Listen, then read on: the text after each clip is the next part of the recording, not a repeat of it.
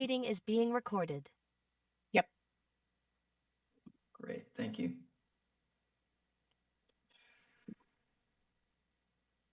Okay. Great. Aubrey, do we have everyone? Yes, we do. Great, so are we good to get started? We are ready. Excellent, thank you. Okay, welcome everyone to the June 23rd special City Council meeting. Thanks to all of you for joining us this evening. And by the way, it's good for me to be back. I'm glad to be home.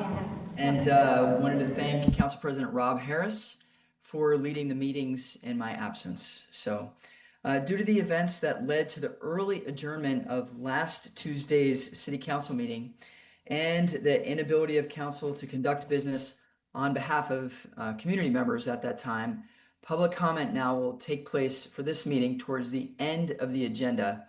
If you wish to speak in person and you're in the auditorium there, please fill out a yellow card and hand it to the city recorder. It is past the time to register to speak virtually. Is that correct, Aubrey? Correct. Okay, great. Just want to make sure. So if you're in the room and you want to make a comment, if you're in the auditorium, you can fill out a yellow card and then bring it to the Deputy City Recorder, Aubrey, and you'll be able to comment in the room. Okay, so to begin with, Aubrey, can we please have a roll call? Mayor Pace. I'm here. Councilor Harris. Here. Councilor Anbury. Here. Councilor Salgado. Here. Councilor Case. Here. Councilor Sinclair. Here. Councilor Alcare. Here. Great, thank you very much. We'll move to item number 1, the consent agenda. The items on the consent agenda are normally considered in a single motion, and any item may be removed for separate consideration upon request of any member of council. Is there a request to remove any items for separate consideration? Okay, do I have a motion to approve the consent agenda? So moved, Case. Thank you. Do I have a second? Take that, Anbury. Councilor Anbury. Okay, is there any discussion? Okay, may we please have a roll call? Councilor Alcare. Aye. Councilor Sinclair. Aye. Councilor Case. Aye. Councilor Harris. Aye. Councilor Salgado. Aye. Councilor Anbury. Aye. Thank you very much. The motion passes. Moving to item 2, public hearings. Item 2.1 will consider Finance Committee's recommendation to adopt a resolution to increase solid waste collection rates. Resolution number 2923 is available, and I will open the public hearing on item 2.1. The registration deadline for virtual comments has now passed, and we have one person registered for this public hearing virtually, and we will first hear from Anthony Garbarino.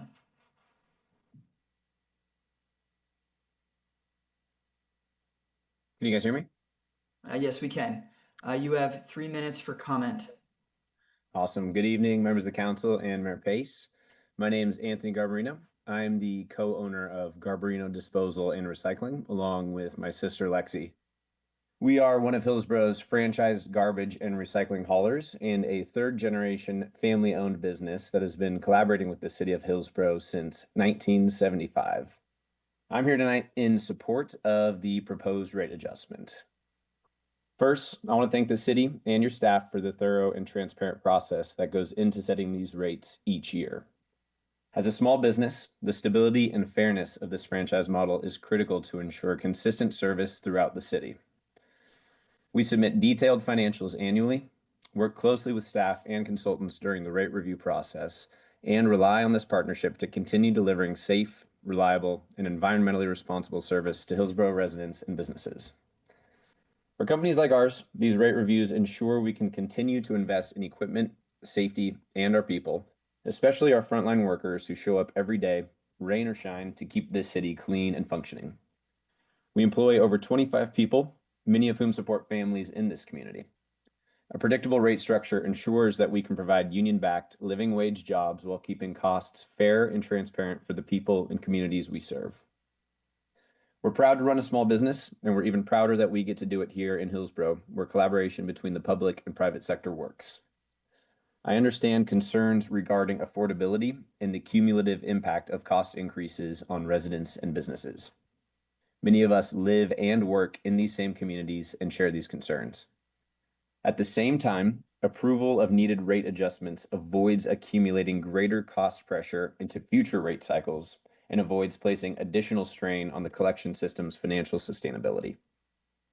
As noted by the written testimony in your packet, I, along with all of the haulers serving Hillsboro, support the staff recommendation and urge you to adopt the rate adjustment as proposed so we can keep doing the work that helps this community thrive. I'm not sure how the process works here, but that's the end of my my little spiel. But I'm also available if anyone has any questions or wants to learn anything more about the franchise garbage system as a whole. And thank you all for your time. Great, thank you, Mr. Garbarino. Aubrey, do we have any yellow cards specific to this public hearing? We do not. Or anybody in the auditorium there that wants to testify? I do not have any cards for this item specifically. Thank you. I see Robin Strawn is with us to answer any questions, and Chris Bell. Does council have any questions for staff? Councilor Salgado. I have one question. Yeah, let me lower my hand here. So my reading of HMC 6, the one that's being referenced for this, when I first read it, it seemed like we analyzed by individual franchise, and the report that we got is by service line. So I'm wondering when that was defined, as far as like what year it was defined, and who defined it, right? Because the charter said what the policy is, and the staff get to interpret it. And so I'm reading it differently, and I was expecting actually to see a report on the individual franchisees, and that's not what I saw. What I saw is service line kind of cost recovery. So if you could just help me understand why that's the case, because it's different from what I expected. So thank you. Robin, did you want to answer that? Yeah, Councilor Salgado, I'm not sure how to answer that question. We'll need to dig into the HMC. It's just not something I'm prepared to talk about tonight. Chris or Robin, if I know you're online, are either of you familiar with that? Chris, I see you on the video.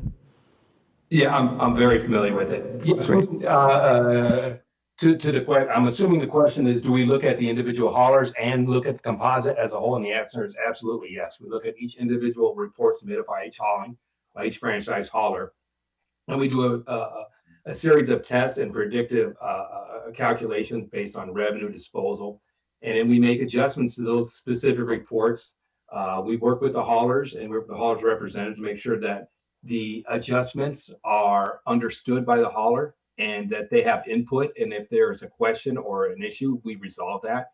And then if we do make an adjustment to that report, we take those reports as a whole, we accumulate them to come up with a composite rate of return for the city of Hillsboro. And that rate of return is broken down by each individual line of business, whether it's residential, which is primarily the cart, commercial, which is the container, or drop box, which is industrial. And then we report that composite results to the city. And that composite report the composite results is what we calculate the rates on. Yeah, let me clarify the question. Maybe if I can add some context, my question will make more sense. So we do an annual review, and that annual review determines whether we allow this increase in rates, correct? And so my reading of it is that assessment is done at an individual franchise basis, right? So I was expecting to see franchise A, B, C, D. Here's the rate of return. Here's the cost of doing business. Here's what increased. Here's what decreased. But what I saw in the report was by service line, right? By carryout. I can't remember exactly what the name of the service lines were, but they're not individualized by franchisee. So that's just the nuance I'm trying to understand. Like, I get how you get to the calculation. I'm just trying to understand when the interpretation happened, because I was expecting to see the report on an individual franchise basis, right? Like, how much return is each individual franchise making and how much are they costing? I think that would be a fair assessment, but that's what I'm just trying to learn and understand from. And sorry I didn't send this earlier. I've been busy the last few days, and so I didn't get a chance to send this ahead of time. Okay, so you got two questions here. So the first one, we do that assessment, and there is a specific area within that report that we do report that. And then that information, because the information that the haulers submit is deemed confidential. However, if a city council member or somebody within the city wants to see that information, we will provide that. These reports are submitted to the city, so you do have that information. You have access to that. However, and like I said, we adjust each individual report. We look at them to make sure that the report is a reasonable representation of the cost of doing business within the city of Hillsboro. And we make adjustments to that report, whether they're up or down. So we may make an adjustment to that report that may be beneficial to the hauler, or it may be unbeneficial, meaning that the rates or the expenses or the revenues weren't what we deemed them to be. And we put those together. Now, we don't set rates at an individual franchise, because if we did, you'd have 7 different sets of rates for the 7 different franchise haulers within the city. So there is one rate for a 35-gallon cart within the city, and it's based on that composite report. So it's no different than if you have each of those individual reports. We add them all up because they're all the same. The format's still the same, so we can add those up and we can calculate the rate of return for each of those individual lines of business. And then the city does have some nuances in it. You do have policies specific to the rate of return. You do have a low income program that we have to calculate and adjust for.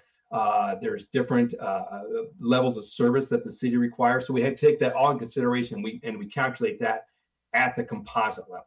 And the other thing too, there is a lot of nuances within the city. There's different haulers who have different locations, and they have different rates of return depending on what their levels of service are and their customer mix. So there's a lot that goes into this annual report. I think the report that Andrew generates and submits to not only the city council, but prior to that to the city leadership is pretty significant. I think this year maybe there's 12 pages. I mean, considering for garbage. And thank you for that. And I understand the increase is like $1.70, which is, on its own, it's not a big deal, right? But what we're seeing across the board, cost of living is increasing everywhere, right? So that's why I asked these questions. I think that, if you have that information on a franchise by franchise basis, if you could share that with me, I didn't see that in my report, that would be very helpful, because one of the things that I think that we could do as a city council is control some of these costs, right? And if we have information about cost of doing business and the big high level numbers, I think that'll help us make better decisions moving forward. Right now, I'm okay with approving this. I just want to understand these nuances, right? I'm here to learn. Thank you. Appreciate it. Let me dovetail on that question, because this is an issue, over the last X number of years, the biggest increase that these haulers have incurred is the cost of waste disposal, and that's controlled by Metro. And interestingly enough, there's a lot of city councils who have been saying, we're interested in this. And then after this process, after we present the rates, they forget about it. And then next year it's going to come up again. And so I'm going to, as a body, if you're interested in that, take an interest in what Metro is doing and why they're increasing the rates and why they're adjusting them. There's the mayor of Beaverton is very involved in this. The mayor of Sherwood's very involved in this. I'm not sure if anybody from the city of Hillsboro is involved to the level they are, but that is a significant increase in collection costs that be incurred. And so take an interest in that. A lot of the other stuff is kind of out of the hauler's control. For example, the cost of a garbage truck is out of the control. There's some cost of fuel is kind of out of their control. They have labor agreements, and the labor agreements are across the ports of the metropolitan area. Those to some extent are in control. And then if we do this process, we look at expenses that are being incurred by the haulers. And if they're excessive from what the business is or what the operation is, we adjust those within the report, and we set the rate based on those costs. So it's not as if a hauler is saying, hey, I'm losing my shirt, I need a rate increase because I'm doing poorly. There's a level of scrutiny that's involved in this every year. And we've been doing this, I've been working with the city since 2002 on this report. And over a period of time, you can see some consistencies, you can see some patterns. And those are the things that when we look at the rates, we have a good idea of what they should be. And then we take these additional costs, we plug those in, and that's just the calculation of the rate. And so to your point, it's really expensive anymore to do garbage collection. Yeah. But that disposal is a significant component of the costs that are being incurred right now. And that was in the report, and I appreciate that, and that's the information that I was looking for, right? Because it's a valuable service, good paying jobs. I mean, they're critical business, right? I just want to make sure that, you know, if there is something on the cost side getting out of control that we have, so I'll look into that. Thank you very much. And if you ever have a question on that, you know, you've got my phone number. If you don't call Andrew, he'll get the phone number. My job is to answer any questions that you may have and give you the level of detail necessary that you can say, my question's been answered satisfactorily. Chris, thank you for the help. You're welcome. Great, thank you, Chris. Any other questions from council? Yes, Mayor Pace, this is Councilor Sinclair. Councilor Sinclair, go ahead. Yes. Thank you so much, Chris, for the detailed information. The reduced rate program, is the application serviced only through community action? Do we know that? Yes. And then the question I have is, what is the maximum credit per household per fiscal year for each household? Well, Because there's a 9% increase due to Metro transfer station disposal fees, and that's the trigger, correct, of this particular increase? That's one of the contributing factors for the increase for this year. But to answer your first question, the low income program is the buy down is 75% of the rate. So if the rate's $10, the amount that the person's going to pay who qualifies is $2.50. So it's a 75% decrease in the cost. And Robbie, can you share with council what is the maximum cap per year in the program? Do you mean how much someone can earn? I believe it's set at the same as our other low-income assistance programs that we have, and I believe that is, I want to say it's 80% of median family income. I can get you that answer for sure, but I believe it's 80% below, if I remember correctly. Robbie, this is Michelle Waring. It's 60% of state median income and not 80%. Okay, And thanks, Michelle. all the eligibility information is on the city's website if people want more information. Thank you. Great, thank you. Are there any other questions of staff? Okay, the public hearing is now closed. Do I have a motion to adopt resolution number 2923? So moved, Case. Thank you. Do I have a second? Second, Anbury. Thank you. Is there any discussion? May we please have a roll call? Counselor Salgado, Aye. Counselor Harris, Aye. Counselor Sinclair, Aye. Counselor Outcare, Aye. Counselor Case, Aye. Counselor Anbury. Aye. Thank you. Resolution number 2923 is adopted. And now moving on to item 2.2, Biennium 2025 to 2027 supplemental budget. The ordinance will be considered as item 7.2, and I will open the public hearing on item 2.2. The registration deadline for virtual comments is now passed. We have no persons registered for this public hearing virtually. Aubrey, do we have any yellow cards? Anybody in person for the public hearing on this? Not for this item. Great. Does council have any questions for staff regarding item 2.2, the biennium budget? Okay, the public hearing is now closed. Moving on to item 3, unfinished business, there's none. Item 4, ordinances, the first readings, excuse me. So item 4.1, Hillsboro Comprehensive Plan Amendment 003-26, Synopsis East. Consider the Planning Commission's recommendation to approve an update to the Hillsboro Comprehensive Plan map to change the designation from industrial to station community planning area on a portion of 2 lots. Ordinance number 6519 is available. Do I have a motion to approve the first reading of ordinance number 6519? So moved, Case. Thank you. Do I have a second? Second, Harris. Thank you. Is there any discussion? Oh, Yes. Counselor Case. I just wanted to say, let me lower my hand there before I forget. I just wanted to say thank you to the staff. On page 4 of the staff report, there's a summary of procedures, kind of the submittal date, the commission, like the hearing, the council meeting, the second reading. And that's really helpful for us to know that this didn't just pop up a week ago, but this process started back in April. And I appreciate that is helpful for transparency and for us to know how many people have already reviewed and touched this document. So just wanted to say thank you to the staff for including that. Wonderful. Any other discussion?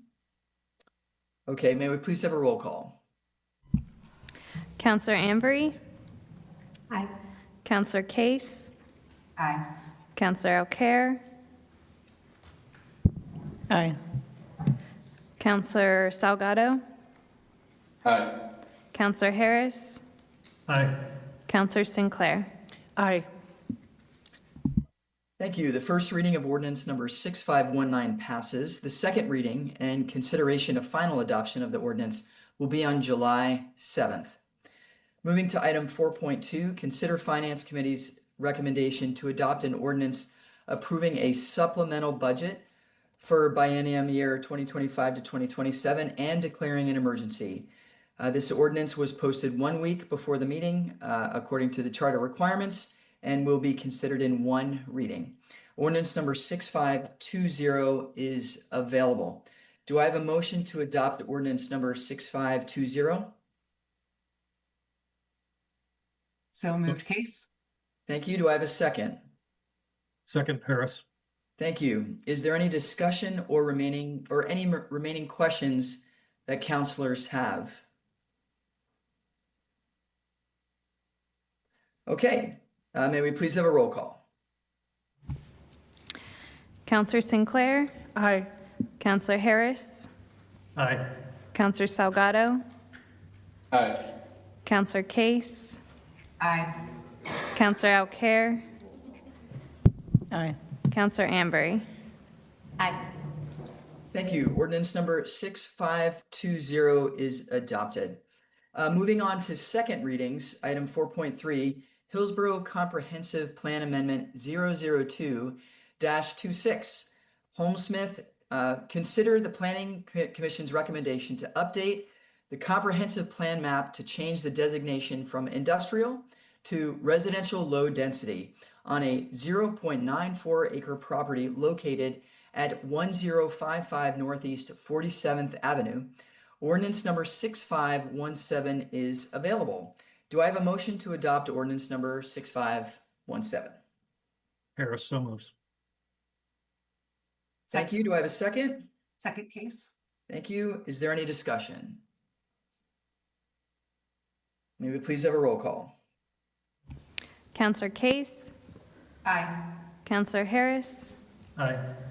Counselor O'Carroll, Aye. Counselor Salgado, Aye. Counselor Sinclair, Aye. Counselor Ambery. Aye. Thank you very much. Ordinance number 6517 is adopted. Moving to item 4.4, Community Development Code Amendment 003-26, Zone Changes, Planned Unit Developments and Adjustments. Consider the Planning Commission's recommendation to approve an update to the Community Development Code to align with new state regulations from Senate Bill 974 and House Bill 4037 regarding zone changes, planned unit developments, adjustments, and housing applications. Ordinance number 6518 is available. Do I have a motion to adopt ordinance number 6518? Harris, so moves. Thank you. Do I have a second? Anbury, so moves. Thank you. Is there any discussion? Excellent. May we please have a roll call? Counselor Sinclair,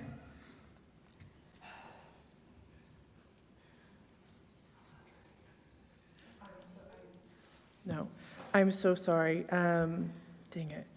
I'm so sorry. I can't go back onto 4.4, can I? No, we're doing roll call on it now. Yeah. My apologies. Dang. Aye for 5.1. This is for We're 4. actually on 4.4 and That we're is what I'm asking talking for a about. roll I'm call sorry. on 4.4. That, thank you so much. Sure. Abstain, I'm so sorry. Abstain due to the elimination of public process participation. All right. Okay. No. Case? Okay. Hey, point of order, Mayor. Yes? I don't remember hearing a second. Did somebody second? Yeah, I have 2 check marks on that, first and second. Yeah, we Oh, had Harris okay. and I didn't clearly hear second, so that's why I was Well, asking. there was a first and a second, and I appreciate you checking to make sure. And so I asked for discussion, there was no discussion, and now we're on roll call. We have an abstention from Councilor Sinclair, and we have a no vote from Councilor Alcare. So moving on, who's next on the roll call? Counselor Case? Aye. Thank you. Counselor Ambery? Aye. Counselor Harris? Aye. Counselor Salgado? Aye. Thank you. Ordinance number 6518 is adopted.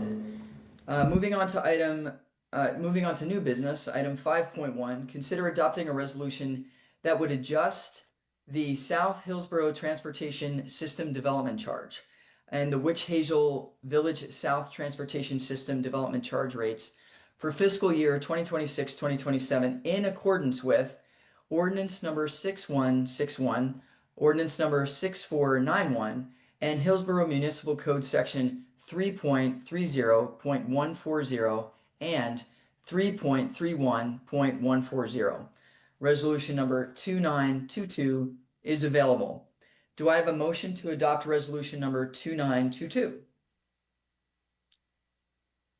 Harris, so moves. Thank you, Councilor Harris, for making the motion. Do I have a second? Second, Case.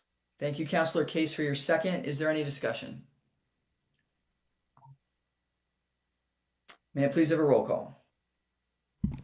Counselor Salgado? Aye. Counselor Ambery?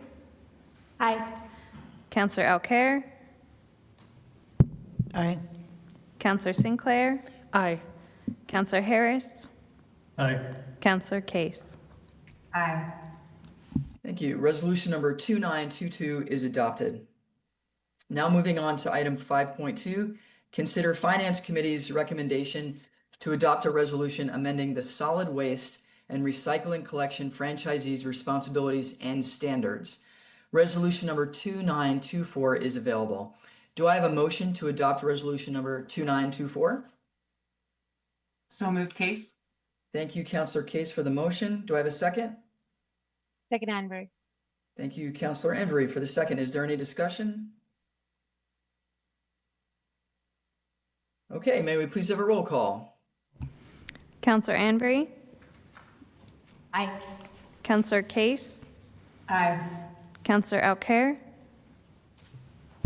Aye. Counselor Sinclair? Aye. Counselor Salgado? Aye. Counselor Harris? Aye. Thank you. Resolution number 2924 is adopted.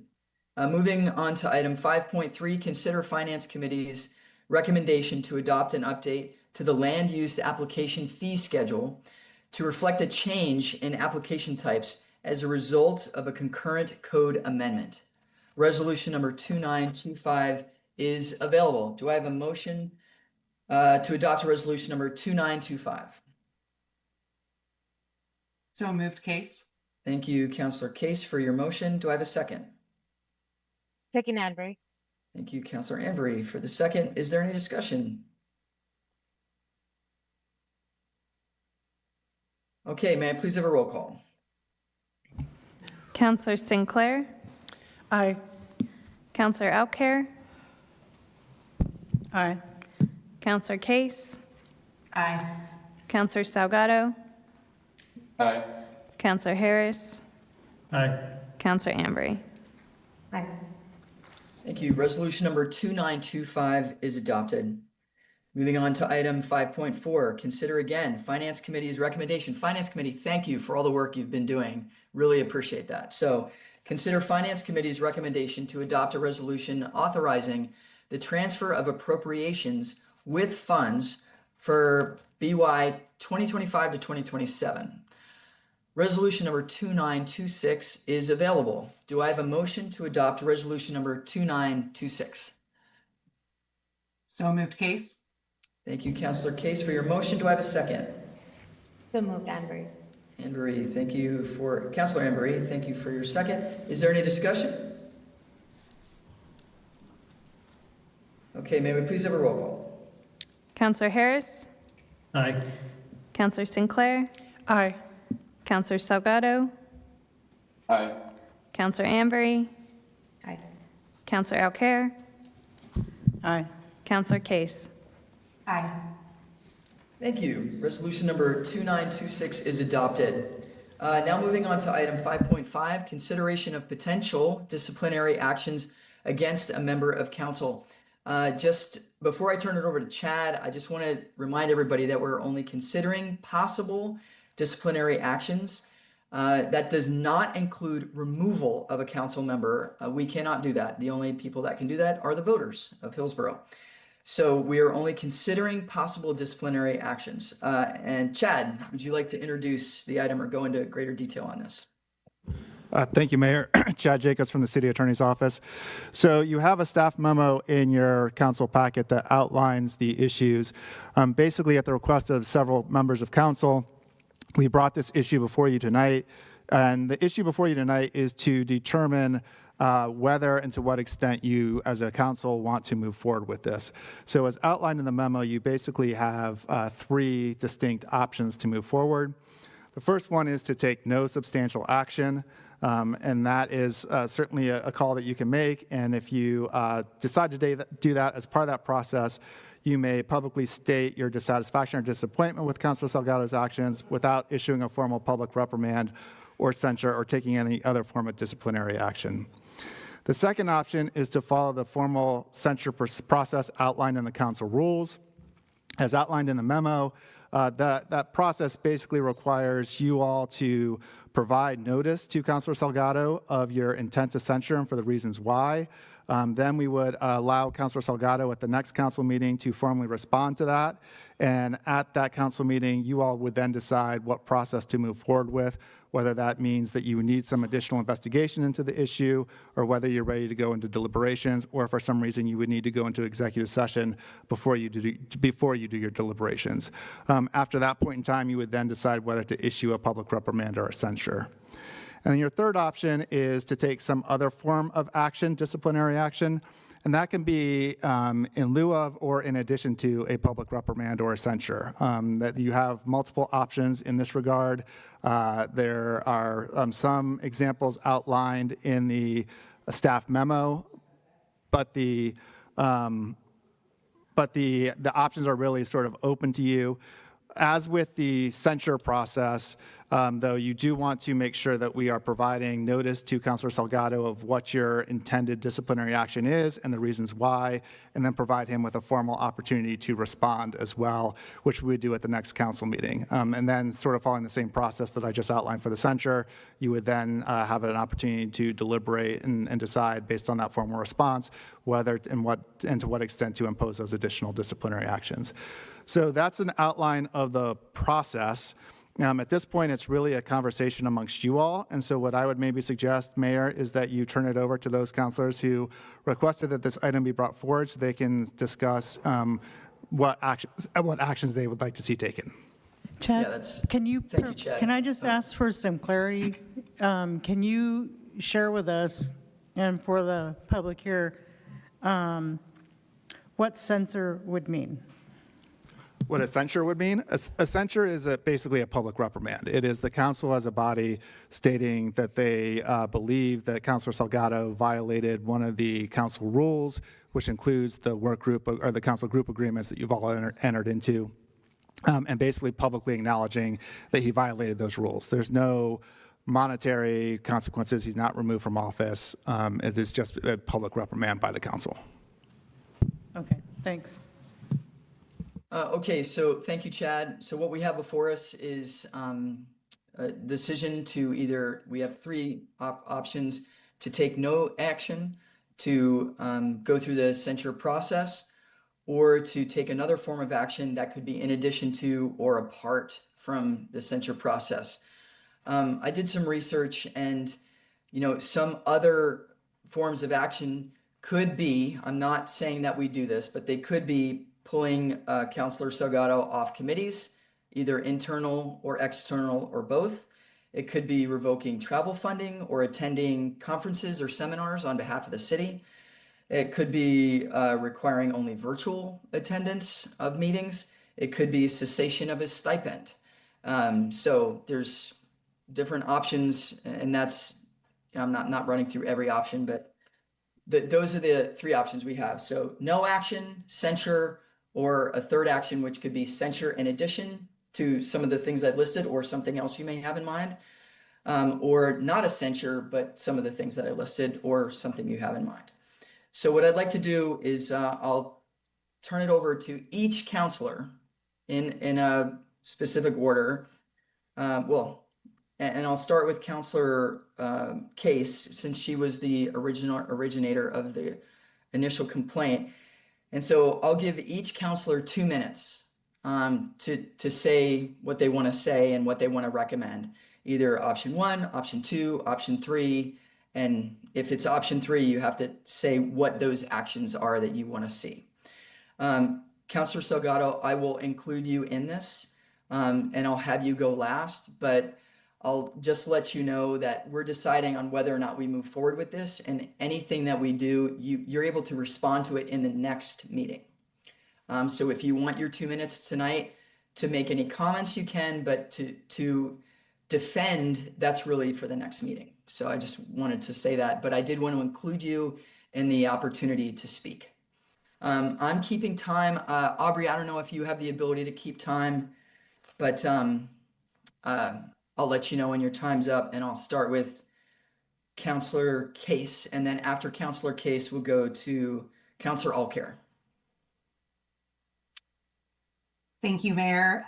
First, I want to thank Chad for the helpful email that he sent us with all the this item and the draft notice that he put forward. I really appreciated having that outlined. So I would like to go with option 2+.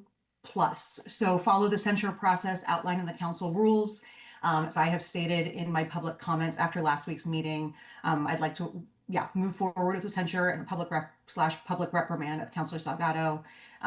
His actions and behaviors both at council and online are just unbecoming of a city councilor. In addition to the censure, I would also like to request that we remove him from all external facing committees. I would, however, request that we keep him on internal committees since he is currently receiving a stipend, and it's unfair to the other members of Transportation Committee to have to pick up the slack if he were to be excluded from that committee, especially while he's being compensated. Something else I would be willing to entertain, and I'll wait for other counselors to start talking, but I would be interested in having Councilor Salgado continue to attend virtually for the remainder of his term. And so those are kind of my requests and my thoughts on this. Thank you. So next up, we'll have Counselor Allcare, and after Counselor Allcare, we'll have Counselor Harris. So Counselor Allcare, please make your comments within the 2 minutes. Thank you. I'd like to go second to last. Okay, moving to Counselor Harris.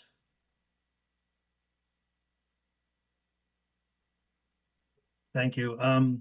So I think that what I've seen and experienced is enough for me to recommend we go forward with censure and process at this point, without really any further comment, because I'll be waiting to hear more. Although obviously we were all in the room and we were able to observe and experience the behavior of the counselor in that room.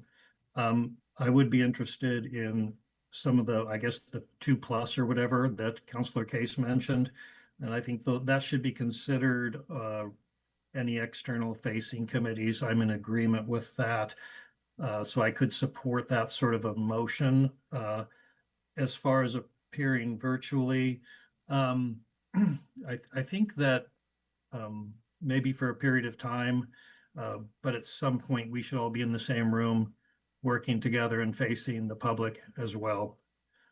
So I'm hesitant to endorse that, but I guess I could be persuaded. But my initial thought is not to do that. Okay, so you're advocating for censure and removal from external committees. Yes. Okay. Counselor Sinclair, and then Counselor Anvery after that. I apologize. I would say I'm for moving the process forward for censure and removal. Yes. Okay, removal from external committees. Start the process as set forth by our attorney. Yes. Great. Okay, thank you. There'll be a final decision later on, obviously. So Yes, yeah, we're just gathering what everybody is interested in moving forward with. Right. Okay. Thank you. Yeah, Counselor Sinclair. Yes, I would like to recommend that, from my perspective, that he be censured. We apply the censure process and excluded from external committees. For a period of time, I don't know what that looks like, but that he attend via Zoom, but with the opportunity to return on the dais. Okay, so I have censure, removal from external committees, and virtual attendance. Yes, and I trust that at a later time, council will be able to state further why they're making the recommendations that we are, correct? Correct. At your next meeting, after Councilor Salgado has a chance to respond, you will then deliberate and have an opportunity then. Okay, thank you. Okay. Counselor Anvery. Thank you. Yeah, so similar option 2, and also strip from internal committees and external. I'm not actually sure what external committees are does the councilor represent the city at, but I do want to recommend that the councilor not represent the city in any city funded events. And then I would also like to request his resignation.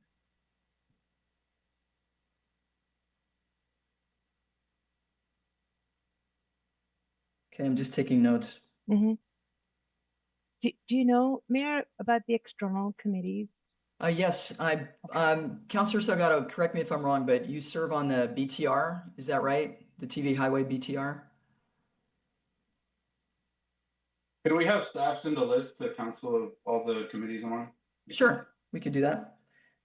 And so to make sure that I am clear on this, Counselor Anvery, you are recommending censure, removal from both internal and external committees, no representation at city-funded events, and requests for resignation. Yes, thank you. Okay. Thank you. And then Counselor Alcare. So I want to go forward with the censure, and I want to add these things. Number 1, provide a public apology to impacted community members. Number 2, remove from external committees, and I would consider internal committees as well, and also not representing the city of Hillsboro. Remain online for meetings, which is what he offered. I think that's a good idea, indefinitely.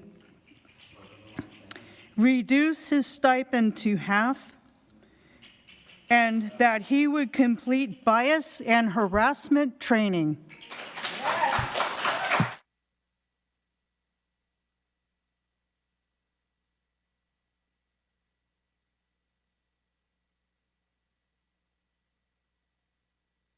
Okay, so to make sure that I captured everything, Councilor Alcare, you are recommending censure, a public apology to those impacted, removal from both internal and external committees, no representation of the city, that Councilor Salgado doesn't represent the city in any events, that he attends virtually, that his stipend is reduced by half, and he has to attend bias and harassment training. Did I capture everything? Yes. Okay. Councilor Salgado, you have 2 minutes. For the hundreds of people that are watching this and seeing what's unfolding here, here's how you can determine if this is a fair process and application of the process, right? Because you're hearing a lot of feelings over facts. I feel this, I feel that. Here are the 5 questions they have to answer for this to be a fair process. Number 1, what exact rule or state law was substantially violated? Substantially is up to them to determine. There's actually a definition in the dictionary for that. Number 2, what portion of the official video, audio, minutes, or staff records and support these allegations? Number 3, were audience members violating public comment rules? We have rules against comments that substantially interrupt, delay, disturb the peace and good order, or involve abusive, harassing, threatening, or belligerent behavior. Number 4, were the rules applied evenly to counselors, staff, and members of the public? And number 5, was the recess caused by my conduct, audience conduct, safety concern, or a combination of factors? Those are the answers these people have to answer. And if they answer them, then this is a fair process. If they can't answer them, it's not a fair process and it's a political witch hunt. Thank you. Okay. So we've heard from all the counselors. Mayor And now the Pace. question, well, there was a question that came up. Mayor Pace, this is Councilor Sinclair. Go ahead. I was really hoping for opportunity to go a different direction. I'd like to reconsider my input, and I would like to ditto the complete outline that Councilor Alcare suggested. Okay, so to be clear, I just want to be clear that you would like to have censured, to have Councilor Salgado censured, that he issue a public apology, that he be removed from both internal and external committees, that he does not represent the city in any way, that he attends meetings virtually, that his stipend is reduced by half, and that he attends bias and harassment training. Is that what you are requesting? Correct. Okay. So I just want to make sure I got my notes good here. So at this point, oh, Councilor Case, you had something else to add? Sorry, I guess my question, it seems like we're kind of split on the internal committee conversation, and I feel like I'd like to hear from the people who he worked, so Councilors Harris and Councilor Sinclair, who serve with him on the transportation committee, which is what we're talking about. I believe About removal from him on an internal committee, which is transportation committee. Right, because it will directly affect them. Yeah, okay, so Councilor Sinclair and then Councilor Harris, would you care to comment on how his removal from the internal committee of the transportation committee would impact you, and if you're okay with that? It definitely brings on a larger load, both for Harris and I. That's great for us to have this opportunity to discuss that. This is not the direction I was hoping to go, but per the response that we just heard from Councilor Salgado, unfortunately, it's unacceptable. And so it forces a different direction. Okay, but are you okay with if he is removed, if in fact that we move forward with this process and he is removed from the internal committee of the transportation committee, are you okay with carrying that extra load? Yes. Okay. Councilor Harris, do you have a comment on this? I mean, with this, we would have only 2 people, which means both of us have to show up for any action for us to take. If one of us is missing, we can't do action unless some other counselor wants to step up and be on 2 of the major committees. And that's a bit of a workload issue for us. Not only that, but it's a bit of an issue, but getting the business done for the city on the transportation side. Councilor Salgado, in my memory, has never raised any concerns with his behavior while on the transportation committee. If he's on the transportation committee, it would also give him an opportunity to display a temperament that we would like to see, particularly if this council decides that it would be best if he appear remotely otherwise during council meetings. And finally, based on my long professional experience going to court and standing up next to people accused of crimes, one of the things I learned from a judge a long time ago said to one of my clients is, none of us should be judged totally on the worst day of our life.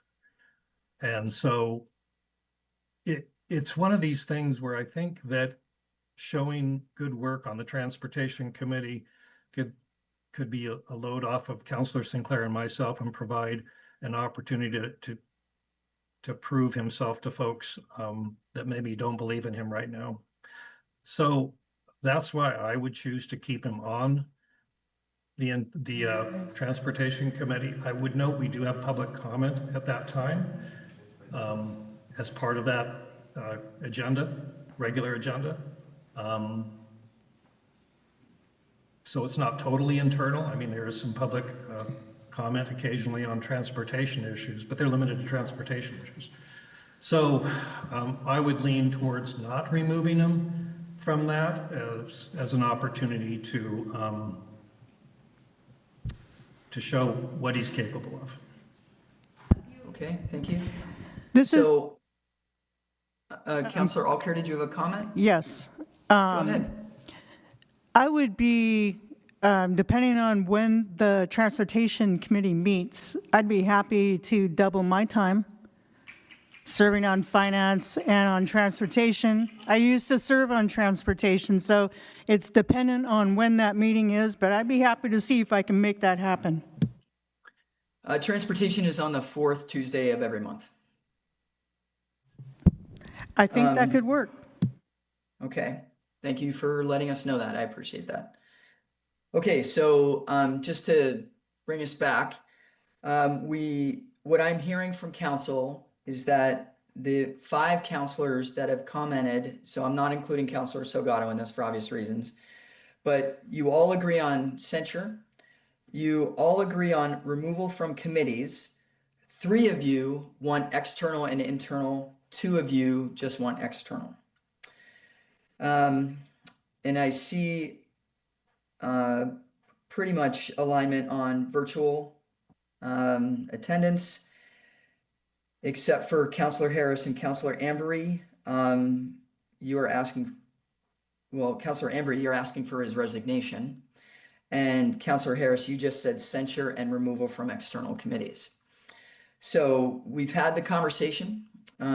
We can still talk about how we'd like to move forward, but I just wanted to let you know where there's common ground, and where there's common ground is censure, where there's common ground is a removal from committees. And what I'm hearing is everybody agrees on removal from external committees. There isn't agreement on internal. And then agreement on virtual attendance. And then the external, so I'll pause there. That's where there's common ground. We could, at this point, somebody could make a motion. Mayor? On what they want to see happen, or there could be further discussion. Mayor? This is Yes. Chad, if I could interrupt real quick. Yes, please, yeah. So in order to, because the council rules don't really outline these additional disciplinary processes, and as outlined in the memo, I believe that the council has an inherent authority to impose these additional disciplinary actions. But in order to provide adequate notice to Councilor Salgado, what I would encourage is that the council have some additional discussion once you sort of reach agreement on what those additional disciplinary measures would be, and explain your rationale for why. And so this sort of goes to Councilor Sinclair's point about sort of explaining why you think that those disciplinary actions would address the concerns that were raised by his behavior and how they violated the council rules and group agreements, and linking all that together so he has adequate notice to be able to respond next week, if that makes sense to you all. Mayor, I have one more thing to add. I apologize. No, go ahead, Councilor. But I think I've heard enough commentary to give me pause to think that I want something also that says to Salgado, do not retaliate towards council or members of the public. I feel that's important to say. I felt things through words, behavior came across a little too aggressive for me. So that's what I would like to have. Maybe it can be part of his training, but that I don't want to have to watch out for retaliation. And I feel that that has already been demonstrated that that would be possible. So you would like, just to be clear, you would like to include some sort of anti-retaliation Yes. piece to this? Is that what I'm Yes. hearing from you? Yeah. Okay.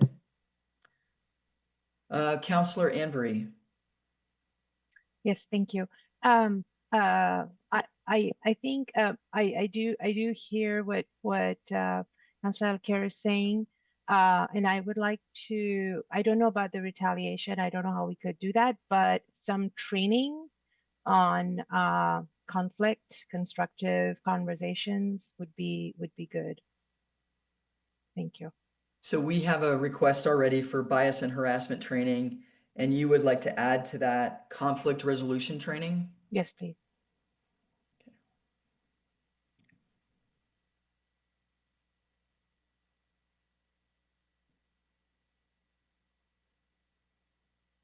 Okay.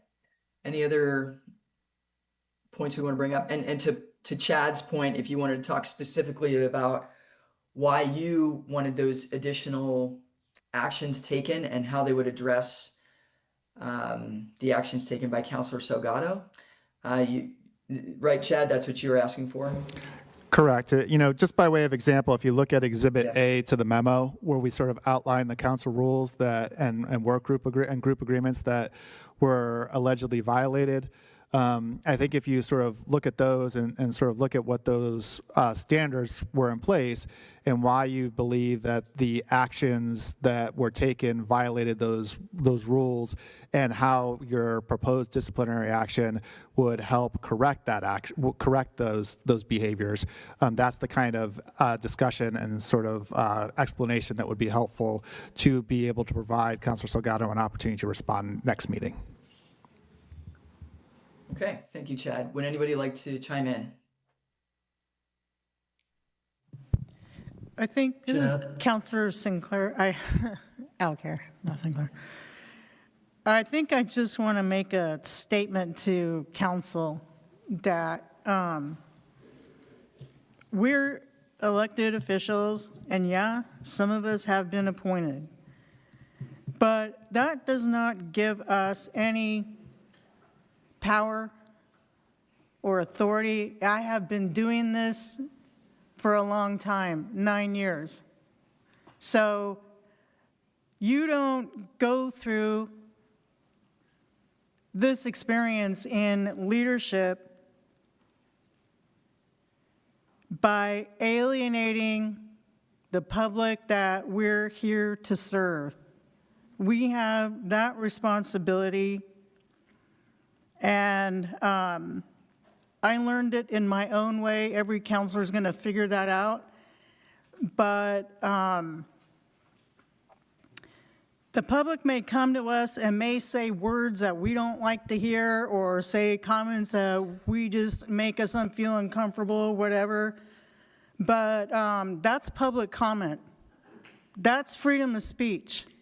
And we don't have the privilege of shutting it down because we don't like the tone or we don't like what's being said. So I think that I just want to say that to all of council and to be mindful of that, and that sitting up here is an opportunity and it's a privilege to get to do that and never to betray public's trust, especially if they are coming to you and seeking advice and support. And so, Mayor, if I could just interject real quick, I think that is a great example of sort of what we're looking for. And then, Councilor Alcare, if you had any thoughts on how your proposed actions, such as training, would help address those concerns, that would be really helpful.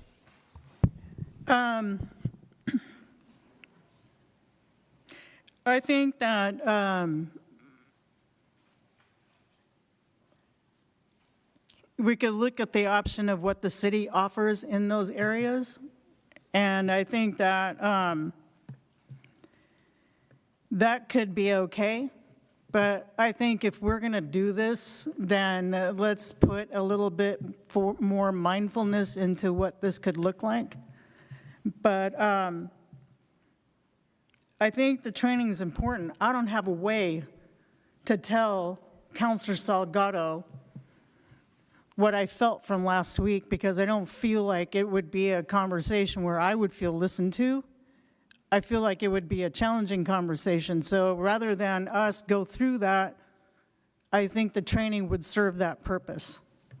And knowing that he went through that training, I think that we would see maybe different behavior, maybe different conversation. I'm not sure. I'm not the one who's going to be receiving this. But I think it could be helpful. And also, if there are other counselors who want to also participate in trainings as well. Thank you, Counselor Alcare. Counselor Harris.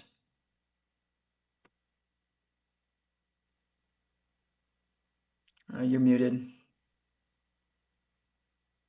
Sorry about that. I'm going to refer to Exhibit A that was prepared and part of our package, and I don't know whether we can incorporate that into this as part of our adopted position or not. It's pretty extensive. I'm not going to read from it, but what I want to point out is a few things. It identifies our rules and agreements, the group agreements that we have all agreed to, and I think Councillor Anvery actually read a couple of them at our last meeting. Specifically, Section E2 requires us to model effective leadership, assuming positive intent of members. It requires us to acknowledge and navigate the power dynamics and respond with responsibility and intent. And that talks about how we do have powers sitting up on the dais. We've been granted them by the voters for a period of time, and that we need to exercise them wisely and with restraint. We've agreed to address conflict with care and professionalism. I believe Councillor Alcare mentioned this as well.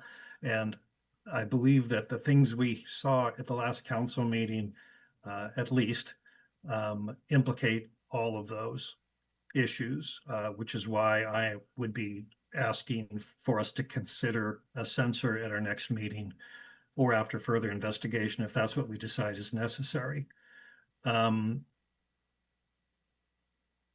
The other things that were asked for, which is removal from committees, those committees also engage the people, even the internal ones, as I mentioned, because we do have public comment. We do have to work with staff. It also requires us to act with a certain amount of decorum and understanding the power and the ability for us to do this work correctly and well for everybody. So that needs some work.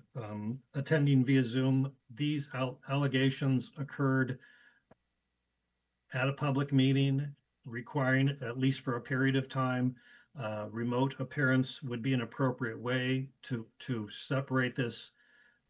The folks who were in a hotly contested issue for a period of time until we can work and address some of the issues.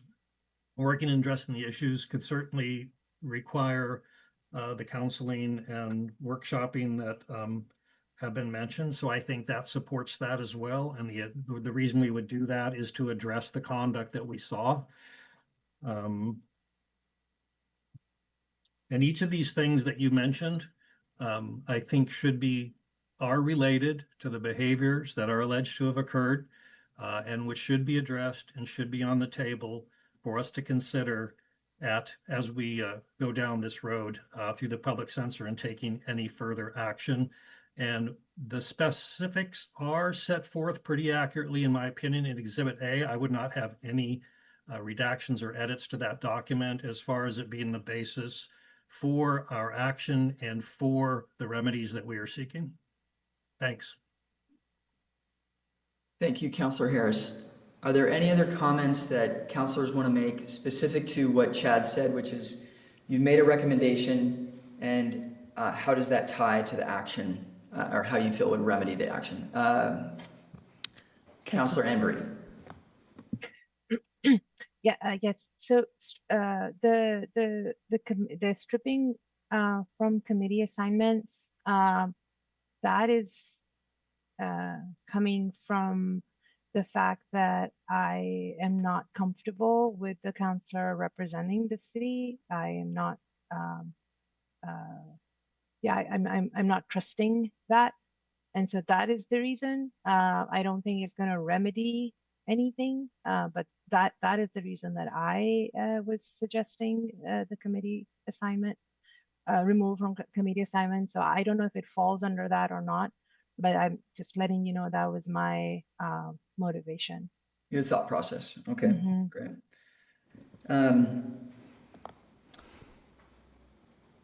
I had a similar thought process, if that's helpful. Counselor Case, go ahead. Thank Sorry, you. I just had a similar thought process to Counselor Embry, so Yeah. I don't need to go into it all again, but what Counselor Harris and Counselor Embry said, I would agree with their comments.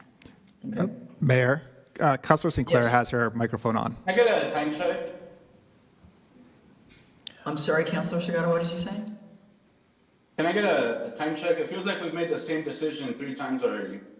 We haven't, but thanks so much for chiming in. Counselor Sinclair, I'm sorry I didn't see your mic, but go ahead. Please make your comments.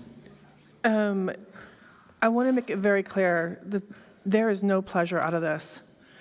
I want to say to Council Salgado that it is your email and then your response that has made me choose the direction of censure and eliminating from internal and external committees, because there has to be decorum. I have always considered you to be very valuable in your insight, your lived experience, and your input that you provide on the dais. But that does not match in any way the lack of discipline that was displayed in antagonizing and taunting our community last week. And it was a complete failure of leadership that just violates basic respect as officials. And again, the email and the now response, I can't trust that you will hold discipline to not conduct yourself in a reactive way. And if I may say, this has ricochets, this has echo effects. I attended numerous community meetings throughout the week, and to my surprise, people that I didn't know, as well as people that I do know, that were here at the meeting, there was distrust that we all hold now with our position here due to that outburst. And I want to convey that your relationship with the audience started out of trust, out of organic grassroots mutual aid in times of need, and representing our Latino, immigrant, and refugee communities through, at the time, in Washington County when it was a hot spot. Salgado showed up and he worked with our public, the very people that continue to show up here on a bi-weekly basis, because everyone's trying to find solutions for subsidizing utilities, rental assistance, food, and small business restoration. And that is something that you worked with the community on. And there has been something that has happened that has completely shattered trust. And I'm not understanding where that comes from, but it's happened and it cannot continue within our community. So for that reason, that is why I've suggested the censure and the elimination of internal and external committee work. Okay, so we've heard from everyone, and then we, at the request of Chad, we heard from the counselors, except for Counselor Salgado, regarding the reasons for the recommendations. And at this point, I can go over what the recommendations were again, but at some point we need a motion. So I'll just quickly go over the recommendations. Everyone is recommending censure. Everyone is recommending removal from a committee, either external or internal or both. Most are recommending virtual attendance.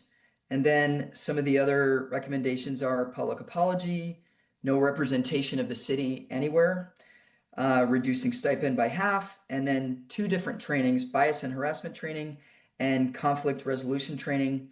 And then there was also the request of a resignation of Councilor Salgado. So at this point, we've heard from everybody, and then we've heard the reasons, and now I'm willing to entertain a motion.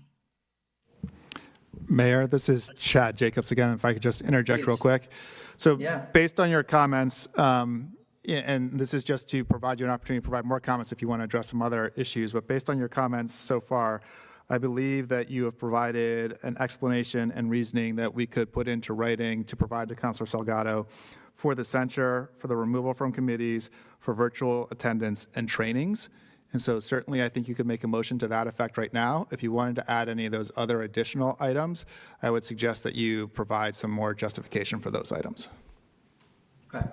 Could you say those again, what have been justified, Chad? Do you mind? Yeah, absolutely. Censure, removal from committees, virtual attendance, and trainings.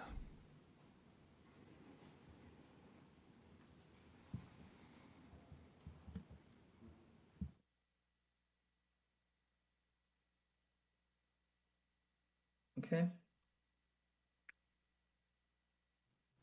This is Councilor Alcare. Yes. I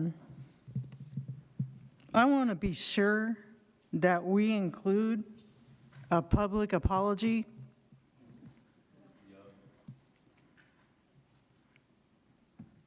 Because all these things we want to do, yes, it's going to help council, but what are we doing for public?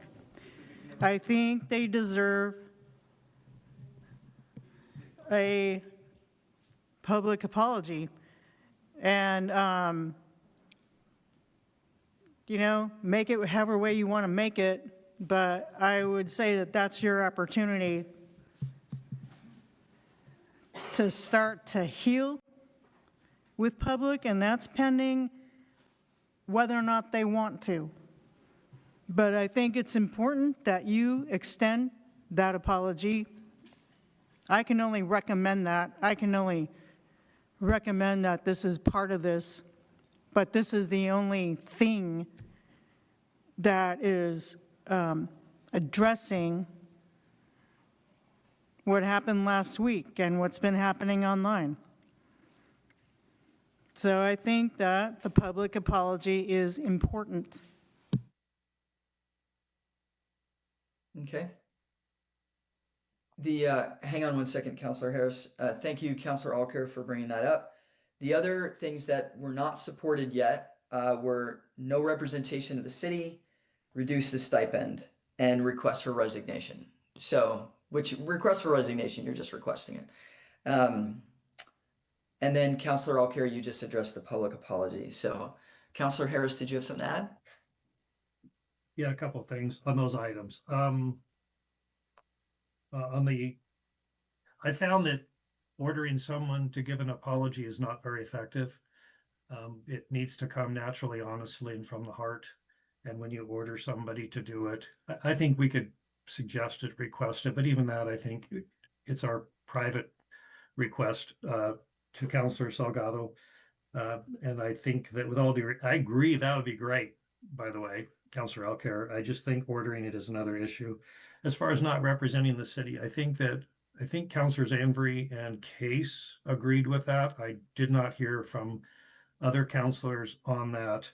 But I think that when you say that, I'm assuming you mean not going to public events and saying, I represent the city, although he could still identify himself as a city councilor. He could, yeah. And I do see in my notes that Councilor Alcare and Sinclair did say no representation. Okay, so that's on the list. Yeah. I think that was my only 2 comments that I have on those other items. Otherwise, the list that Mr. Jacobs read, I could agree with proceeding with those possible actions. Okay. Chad, do we have, I just want to check back. The no representation of the city was addressed, I think, by Councilor Sinclair about just trusting Councilor Salgado's ability to do so in professional manner. Was that enough to add to the list? Was that justified? Yeah, that's great. Thank you. Okay, so no representation of the city at external events. Okay, so what we have now is censure, removal from committees, and we still have to do internal, external, virtual attendance, training, and no representation of the city at external events. Councilor Case. I think if we recommend the removal from internal and external committees, I could support Councilor Alcair's recommendation of reducing the stipend. But I think what we might want to consider is like a path back towards those. So I don't know if that's just for the rest of this term or if it's for 3 or 6 months. So you're saying that if we remove him from both internal and external committees, he's not doing the full job. And by that, then we would reduce his stipend by half. Is that what you're saying? I think that was Councilor Alcair's recommendation, was to reduce the stipend by half. And so I think that was definitely her recommendation. Right. And so I think that was kind of one we hadn't all discussed. And so I think that would make logical sense to me. Okay. Is Councilor Salgado still here in the meeting? He is not. He is not on screen. I don't think he needs to be at the meeting, though.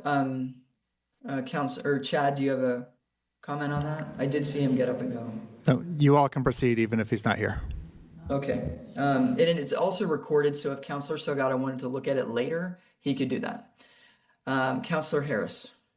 Just a quick question for Mr. Jacobs. Just because we list something and we approve it doesn't mean we have to adopt it, right? It's just something we would be considering. So we could add things that we may want to consider as a remedy. Is that right?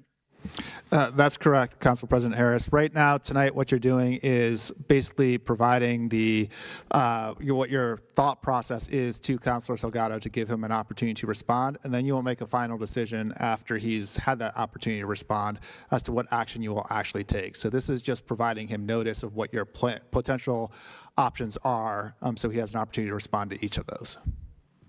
Okay. All right, thanks. Great. Okay, so what we have at this point is censure, removal from committees, virtual attendance, training, and no representation of the city. And then it was, the point was brought up by Councilor Case that if we do pull them off committees, then that could justify the reduction in stipend by half. Are there any other points that? Okay, Chad, where do you recommend we go from here at this point? So if someone would like to make a motion for whichever of those that you would like to see included in potential options, and then you could vote on that. And, as long as it's limited to that list that you just read, I think there's justification to move forward at this point. And we could, based on your motion, put everything in writing and provide that to the council and Councilor Salgado in time for him to have a reasonable opportunity to respond before the next meeting or at the next meeting.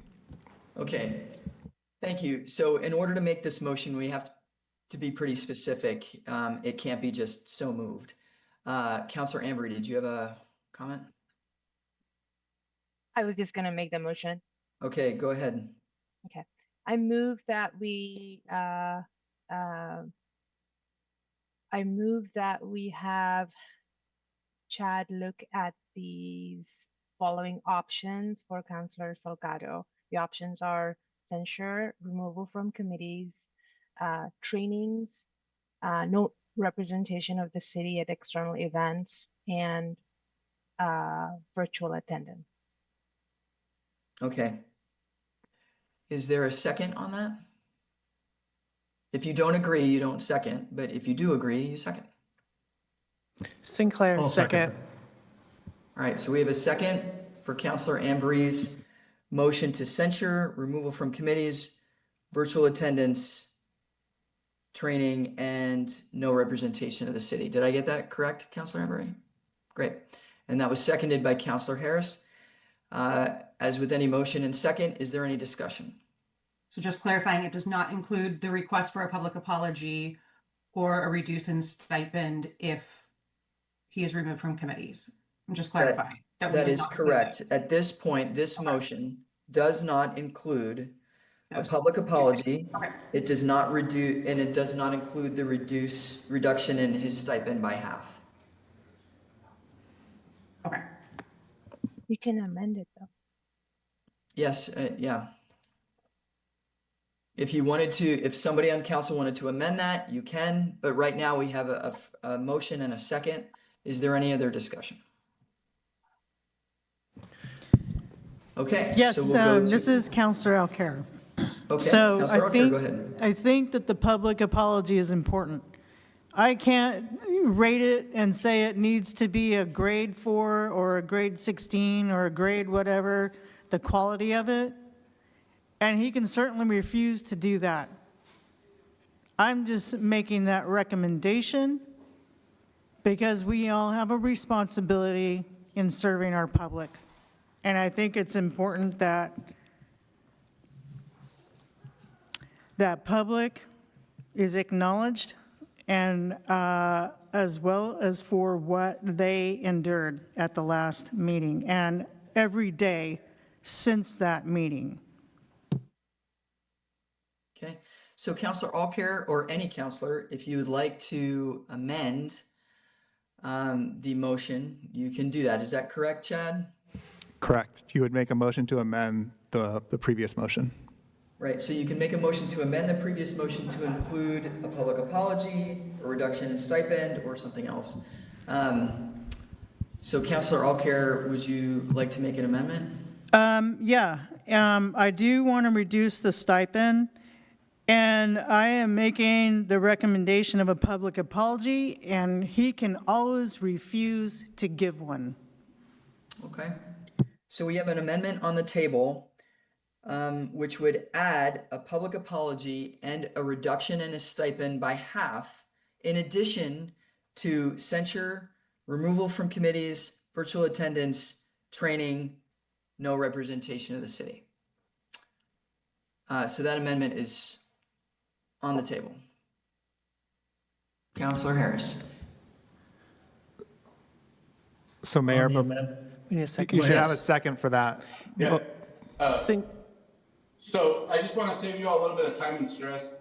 You can find my public apology on my website. KGW News shared it, and the Hillsboro News Times shared it. So save you some time and stress. That's where you can find my public apology. Okay, thank you, Counselor Salgado. So Counselor Harris, what were you saying? Well, I guess the process-wise, so Councilor Alcare's motion, we need a second, and then we would debate that as to whether or not that would amend the primary motion. Is that the correct process, Chad? Correct. Sinclair, Okay. second. Okay, so we have a second on the amendment. And so the motion as it stands now is censure, removal from committees, virtual attendance, attending training, no representation of the city, public apology, and reduction in stipend by half. So Is there Mayor. any discussion on that? We had a motion and a second. Is there any discussion? So Mayor, this is Chad again. Just to clarify, you need to do first a vote on the proposed amendment, and then a second vote. If that amendment passes, then a second vote on the overall motion. Yep. Okay. Right. Is that what you were going to say, Counselor Harris? Yeah, because I was just going to comment just on the amendment. Okay. I guess I'm okay with adding considering reduction of the stipend, I guess, if it's sort of tied, as I have heard it, to removal of committee work or committee assignment, as something we should consider maybe as part of that. On the apology, if we make it part of our discipline, he can't refuse, though. He has to do it. That was my point, is that he can do, and as Councilor Salgado already said, he already issued an apology. So maybe it becomes a moot point anyway. But like I said, including it in here means if he doesn't do it, then we have to judge it. And then if we don't like it, then he's violated our order again. And I don't think that's a good way to get to where we need to be here. And I think a public apology needs to come from the heart. And I've read the one that's on there. That's great. Some This people is- may not like it. I don't know, but if we include it in here, it becomes part of the order. This is Counselor Alcare. Counselor Alcare, go ahead. I'm saying he can always refuse to give that apology, but I'm also saying I want it included as a part of this. He can decide what the quality of that is. The one that he gave, I do not feel adequately addressed what happened. But if everybody else feels like that's the apology, the quality of the apology that we want to accept from him is what he gave, I'll leave that up to you. Okay. Thank you, Counselor Alcare. And we have people want to comment. So we have Counselor Anbury and then Counselor Salgado. Counselor Anbury, go ahead. Thank you. I wanted to talk about the stipend, and just wanted to say something. So, so the stipend that the counselors get is a stipend. It's not payment for the work that the counselors do, because the counselors work many hours. The idea of the stipend being, it's helpful for maybe childcare or transportation, etc. So I am okay with reducing that, but I just wanted to say that it should not be thought of by people listening that it is because the work is less, because that it's not compensation for the work that the counselors do. So just kind of wanted to say that. But yes, if the counselor is not participating in committees, then they may not be needing childcare, or they may not be needing the gas to come to the meeting. So that makes sense. Just wanted to say that. Yeah, I hear what you're saying. And if they're not going out representing the city, et cetera. Okay. Counselor Salgado. Yeah, this question's for Chad. So if they do decide to reduce the stipend, because my understanding of the stipend, it's there to help us cover the incurred costs we take on as counselors, right? Because as Counselor Andrew stated, we don't get paid for the time, because if we got paid for the time, I think the city would owe me overtime at this point, right? So my question for Mr. Jacobs is, like, if they decide to reduce the stipend, like, legally, number one, can they do that? And number two, like, what would be the justification if it's not per hour, it's to cover costs? You're considering that because you're moving from committee, that justifies the reduction, but then you can interpret that as you're paying me for being on the committee. So I just want to know from Mr. Jacobs' perspective, like, legally, are they allowed to do that? Mayor, Council, Chad Jacobs. Councilor Salgado, tonight what's being discussed is a proposal. You'll have an opportunity at the next time to sort of raise these kinds of questions. I'm not in a position to answer your question right now. Thank you. Okay. So we have to vote on the first motion. Is that correct, Chad? Correct. Okay. And then from there, we can vote on the amendment. Is that correct? No, I'm sorry. You vote on the amendment first. Yes. And Okay, the amendment that's to right. amend the motion. And then if that's approved, then you would vote on the overall motion as amended. Or if it's not approved, you would vote on the original motion as originally made.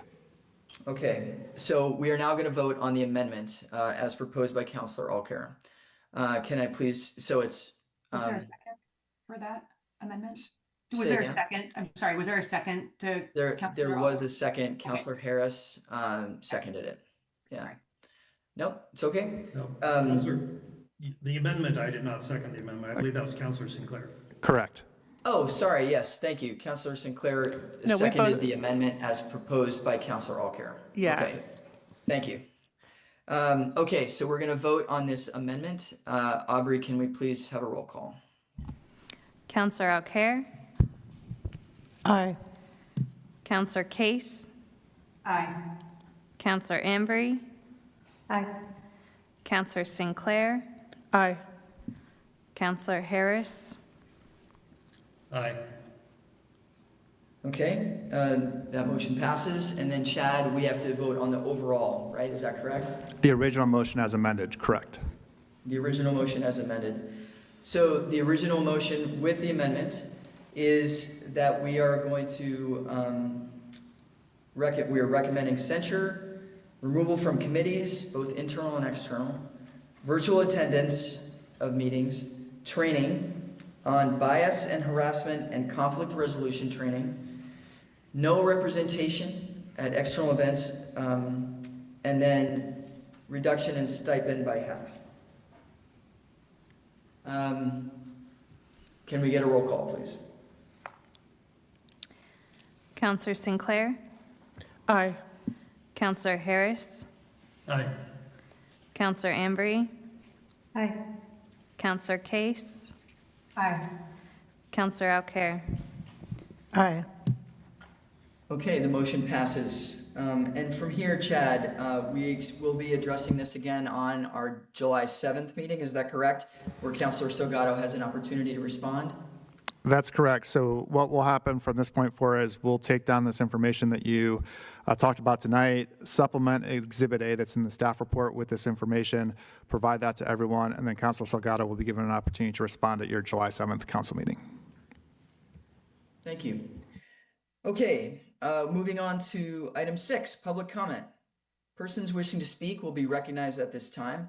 If you are in the auditorium in person, please fill out a yellow card and hand it to the Deputy City Recorder. When you are called on, please use the microphone at the public comment table. We have one person registered to speak virtually, and the deadline to speak virtually has passed, so we'll just hear from that one person. Aubrey, how many people do we have in the room? I have 23 people total to speak under public comment.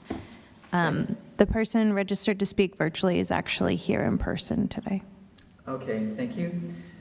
Okay, so Aubrey, what I'll do is I'll call up Mr. Knudsen since he had registered virtually, and then if you could call up the people since you have the cards, does that work?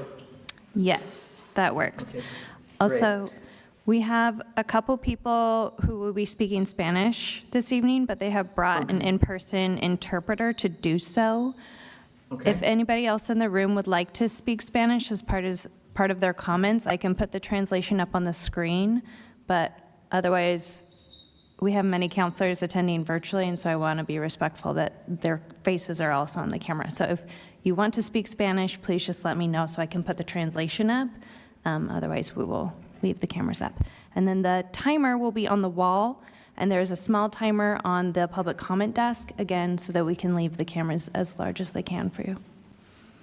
Okay, thank you, Aubrey. This is called public comment because it's time dedicated for you to inform City Council about your views. Each person will have up to 3 minutes to speak. If you feel that you have, let me see, hang on one second. If you feel that you have to publicly express your support for a comment or viewpoint, we ask that you do so quietly in a non-disruptive way, such as snapping your fingers or even just giving a thumbs up, or something called jazz hands, which looks like this. Clapping or calling out or making verbal outbursts interferes with a person's ability to hear clearly in the room and also disrupts the audio.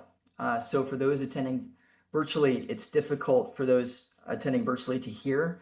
When the noise in the room gets very loud, the audio cuts. So if you wanted to show support, a thumbs up, jazz hands, or snapping is acceptable. So tonight we'll be hearing from, sounds like 24 people, and we'll start with Mr. Knudsen.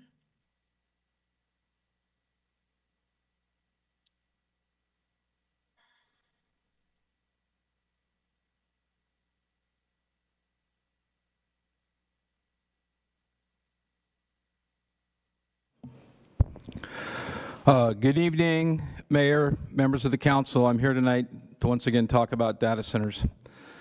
The warning signs have been flashing red for quite a while now, but instead of proactive leadership, this community chose a policy of delay. We knew our zoning codes were completely unequipped for the scale, risk, and resource demands of modern industrial centers. We knew we needed to react and change the rules, but we waited, and tonight, we are looking at the irreversible consequences of that delay. I am the first to report on 2 new data centers, which we haven't talked about. Some of you may not know about them. Case file DR 01226.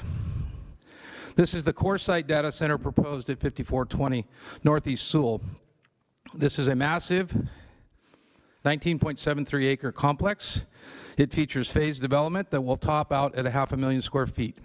This is a monolithic tower that's going to wall off the landscape. Worse yet, as detailed in the site plans that I received today, the applicant's requesting to encroach directly into the significant natural resource area of Weibel Creek. They are also placing a massive lithium-ion battery energy storage system, which is known as a BESS, directly adjacent to the creek. This is a preservation area and wetland corridor on their map that feeds Weibel Creek. Putting these thermal runway hazards next to sensitive protected wetlands, that is a structural failure of our planning. If that's not enough, look at the second project.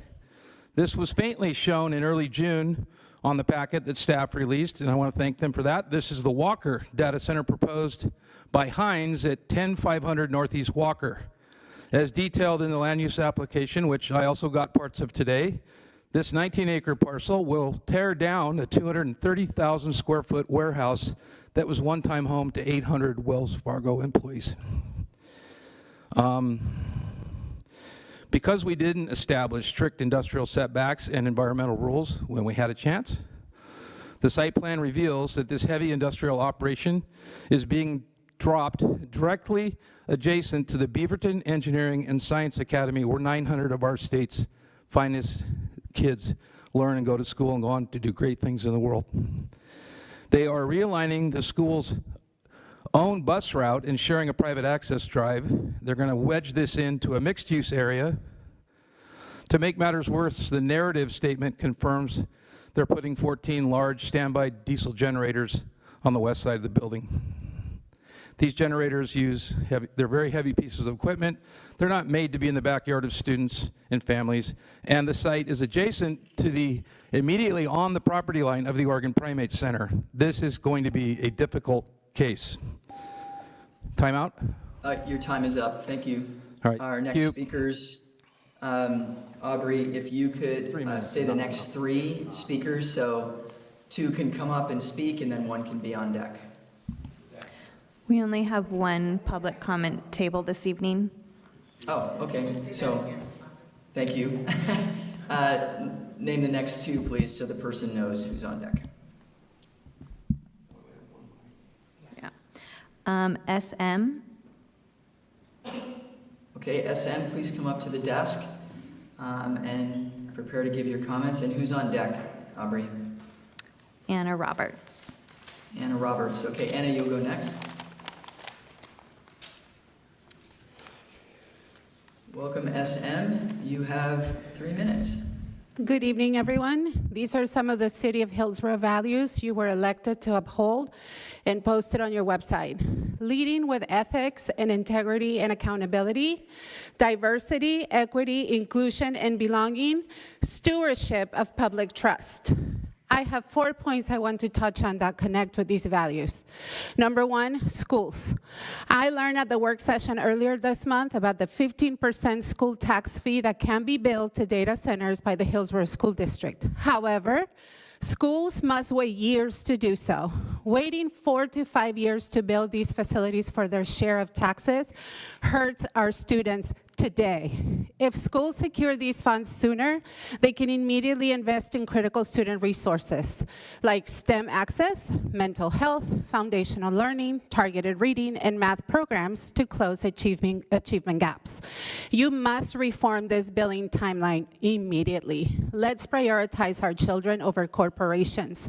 Delayed funding is a delayed opportunity. Number 2, transparency. Change and innovation are inevitable, but they must never come at the expense of our ethical boundaries and public trust. At the council work session earlier this month, City Manager Robbie Hammond openly admitted the city can do a better job regarding transparency and rebuilding public trust. I am here to ask, how specifically is the city manager going to enforce actionable items to deliver on that promise of transparency? And how will you hold him accountable to that promise? Many of us are looking forward to your answer. Number 3, reshaping the city's landscape and economy. As these massive automated facilities drive up land values, housing costs, and utility rates, they create a devastating affordability crisis for our most marginalized sectors. As I think of the students that I work with, I also think of their families. Many of them are essential workers being left behind. Vital care, education, service workers whose wages cannot compete with the tech-inflated cost of living. Let's ensure our city remains a home for everyone, not just big tech.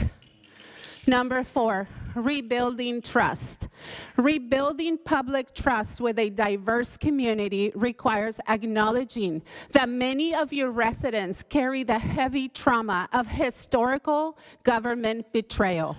We come from places where corruption was the norm, where land was routinely stolen or decimated, and local authorities actively harmed the people. What's happening lately triggers deep, valid fears and mistrust. It is not a lack of cooperation. You must take this into account. Thank you for coming in. And the next speaker is Anna Roberts, I believe. And then who is on deck? Guadalupe is next, and Anna Roberts will translate, and then we have Maria, who Anna will also translate for. Okay. Okay. Mayor Pace and council members, my name is Anna Roberts. I'm the organizer for the Relay Janitors with Service Employees International Union Local 49. That's a job that I've held for the past 20 years. SEIU 49 is a union of about 15,000 workers around Oregon and Southwest Washington, including thousands of janitors who clean public and private facilities. Janitors employed by Relay Resources, including those who clean City of Hillsboro facilities, are members of SEIU Local 49. As our political director, Yasmini Barra, shared with you in an email earlier today, we have major concerns about the expanded service contract you've approved with Northwest Success, Inc., item 1.2 on the consent agenda. Northwest Success, Inc. is a non-union company that has significant operational problems at Multnomah County and City of Portland facilities, broke its commitment to honor its employees' right to form a union, and claimed that workers with disabilities may lack the capacity to form a union and collectively bargain. We do not believe this company's practices align with the city's values of equity or employee well-being and safety. Current Relay Resources employees have a union contract that creates quality jobs with fair wages with predictable increases, benefits including paid vacation and holidays, and fairness on the job. The dispute resolution guidelines written into the union contract promote fairness for all employees and I know from personal experience can be especially important for workers with disabilities who are more likely to experience discrimination and unfair treatment. We have serious concerns about whether these elements of quality employment could disappear or be reduced by Northwest Success, Inc. employees cleaning city facilities. State law covers situations such as this one when a service contract passes from one Oregon Forward contractor, which is a nonprofit that primarily employs people with disabilities, to another. Under this law, Northwest Success, Inc. must retain all current Relay Resources employees with disabilities working at least 28 hours per week. That's not all of them. At the same time, but they would have to retain the ones working 28 hours per week or more at the same or better rates of pay and health benefits. However, state law does not require maintaining other benefits afforded to Relay Resources employees under their union contract, such as future pay increases, paid time off, or other workplace rights Relay's employees have negotiated with their employer. We believe you would find the best value for public funds by investing in quality janitorial and security services from responsible union contractors such as Relay Resources. SEIU maintains a list of such service providers in the online Responsible Contractors Guide. If you choose to follow through with an expanded service contract with Northwest Success, Inc., we ask that at the very least you closely monitor this transition of services to ensure that Northwest Success, Inc. complies with the employee retention requirements in state law. We spoke with Valerie McCraw, the city's Facilities and Fleetwood Service Manager, who said she's been in contact with Oregon Forward Program administrators. Thank you so much for coming in this evening. I really appreciate it. And the next person coming up is Guadalupe, is that correct? Correct. Y no tienes que hablar tan rápido como yo. Okay. Okay, and Anna, you are translating for Guadalupe, is that correct? Correct. Thank you for doing that. Yeah. Okay, and so I'm just thinking here, we have 3 minutes, but the translation is gonna take more time, which then reduces time for Guadalupe to speak. And that doesn't seem fair to me. What do you think here? So I tell you what, I'm keeping time, and when Guadalupe is speaking, I will let the timer run, and when you translate for her, because you'll be translating intermittently, I will stop the timer. Okay, thank you so much. And then that way Guadalupe gets her 3 minutes, and your translation doesn't take time away from her. Okay, really appreciate that. Thank you, Mayor. Thank you. Yeah, sure. All right, Guadalupe, go ahead. Hola, alcalde Pace y miembros del Consejo Municipal. Mi nombre es Guadalupe Ortiz Sepúlveda. Soy Robert para Relay Resource por 6 años, que significa que limpio varios edificios de la ciudad y del condado cuando los janitors regulares no están en sus edificios. Hi, Mayor Pace and City Council members. My name is Guadalupe Ortiz Sepulveda. I'm a rover for Relay Resources for the past 6 years. That means that I clean multiple city and county buildings when the regularly assigned janitors are off work. Estoy muy consternada sobre las noticias que ustedes quieren cambiar 3 edificios que Relay está limpiando a la compañía Northwest Sussex, una compañía sin unión. I'm very concerned about the news that you want to change 3 buildings that Relay is cleaning to the company Northwest Success, which is a non-union company. Para personas con discapacidades como yo, es muy importante tener unión porque sufrimos mucha discriminación. Okay. Oh, okay. Yeah. For people with disabilities like me, it's very important to have a union because we suffer a lot of discrimination. Aún en compañías cuyo motivo es dar trabajo a gente con discapacidades. Sí. Y muchos supervisores, managers no tienen la paciencia ni la capacidad para trabajar con gente discapacitada. Even in companies who have a mission statement of providing work to people with disabilities, many supervisors and managers don't have the patience or ability to work with people with disabilities. Por eso es tan importante que... And just real quick, hay 2 minutos más. Oh, gracias. Okay. Yep. Okay. Por eso es tan importante que tengamos nuestra propia organización, nuestra unión para protegernos. That's why it's so important that we have our own organization, our union, to protect us. Cuando yo me salí de Intel y empecé con Relay, que las 2 compañías tienen unión, pude mantener mi señoría y Okay. Sigue. Y recibo 3 semanas de vacaciones en vez de 2. When I left my cleaning job at Intel and started with Relay, since both companies are union, I was able to keep my seniority, so I get 3 weeks of vacation instead of 2. Es muy triste que los trabajadores de estos edificios van a perder su señoría después de haber trabajado tantos años. It's really sad that the workers at the 3 buildings are going to lose their seniority after having worked so many years. Estamos poniendo mucho empeño en cultural arts, ya que el edificio es viejo y las puertas tienen muchas manchas de mucho tiempo atrás, pero estamos haciendo todo lo posible para que se mire bonito. We've been putting a lot of work into the cultural arts. Since it's an old building, the doors have marks that have been there for years, but we're doing everything possible to make it look nice there. Les pido de todo corazón que se pueden hacer lo posible para proteger los derechos de los trabajadores discapacitados que limpien sus edificios. Muchas gracias. I'm asking you from the bottom of my heart to do everything possible to protect the rights of the disabled workers who clean your buildings. Thank you very much. Thank you. Okay. Who is next, Aubrey? Who do we have? We now have Maria, who Anna will also translate for. And who's on deck? Sandra. Sandra's on deck. Okay, and then Anna, just so you know, I will time Maria when she is talking, and I will stop the time when you are translating. That way she gets the full 3 minutes. Thank you. Does that work? That's great. Yes, thank you. Okay. So, Here we tiene go. todos los 3 minutos. Hola, alcalde Page, miembros del Consejo Municipal. Mi nombre es María Luisa Leal. Vivo, trabajo aquí en Hillsboro y limpio el edificio de Public Works. Tengo 10 años trabajando para Relay. Hi, Mayor Pace and members of City Council. My name is Maria Luisa Leal. I live and work here in Hillsboro, and I clean the Public Works building. I've worked for Relay for 10 years.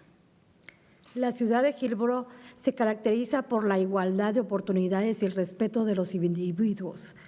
Las personas discapacitadas están luchando para ser útiles en esta sociedad y no ser una carga para el Estado ni para el país.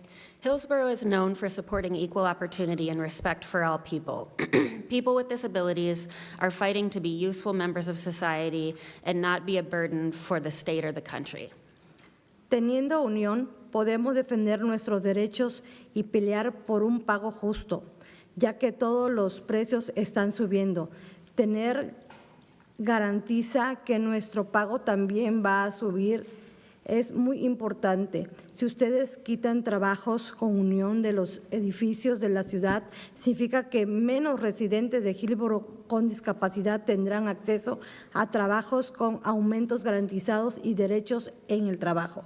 With a union, we can defend our rights and fight for fair pay. Prices are going up on everything, and having guaranteed raises is very important. If you take away union jobs and city-owned buildings, it means that less disabled Hillsboro residents have access to jobs with raises they can count on and rights at work. Okay, and, 2 minutes remaining. Okay. Los últimos años fueron muy difíciles para mí con el fallecimiento de mi padre y un incendio en mi casa. Sin la unión no hubiera podido tomar la ausencia. The last few years have been really tough on me. With my father's passing and my house catching on fire, I had to take time off, which I wouldn't have been able to do without my union protections. Y gente con discapacidades graves muchas veces van a necesitar más tiempo afuera del trabajo como la ley les permite. People with severe disabilities are often going to need more time off than what is permitted just under state law. Nuestro contrato de unión nos protege en estos casos. Gente discapacitados que no tienen unión estarían en riesgo de perder sus trabajos en estas situaciones y estar dependientes de apoyo de gobierno para sobrevivir.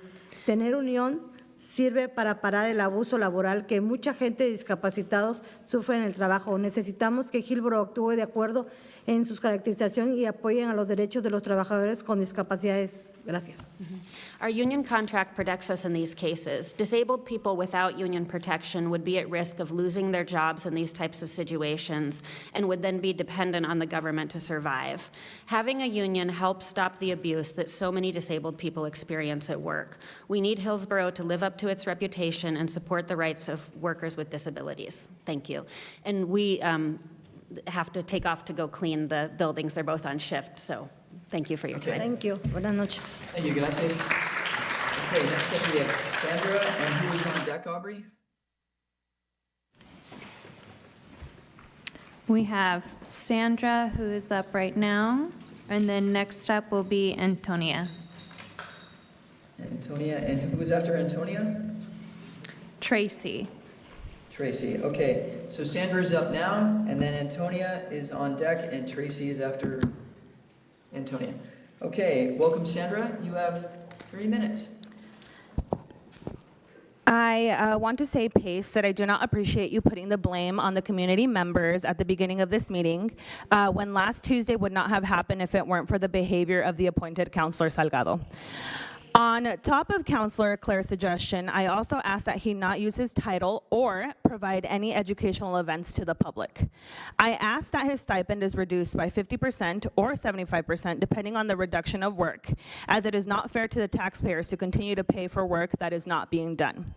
I also asked that if Salgado resigns, that his seat remain empty for the 5 months left before election. What happened last Tuesday did not happen in isolation. This behavior has been going on for a while. Many citizens have had to endure it, and concerns have been brought before this council before. I also worry about his retaliatory behavior. This is not new to us. Counselor Salgado and I once had what I believed was a respectful relationship, but I noticed that respect disappeared when he was questioned, most recently about data centers. I watched a pattern emerge towards women and women of color. Our questions were met with hostility by Salgado and answered differently when asked by others.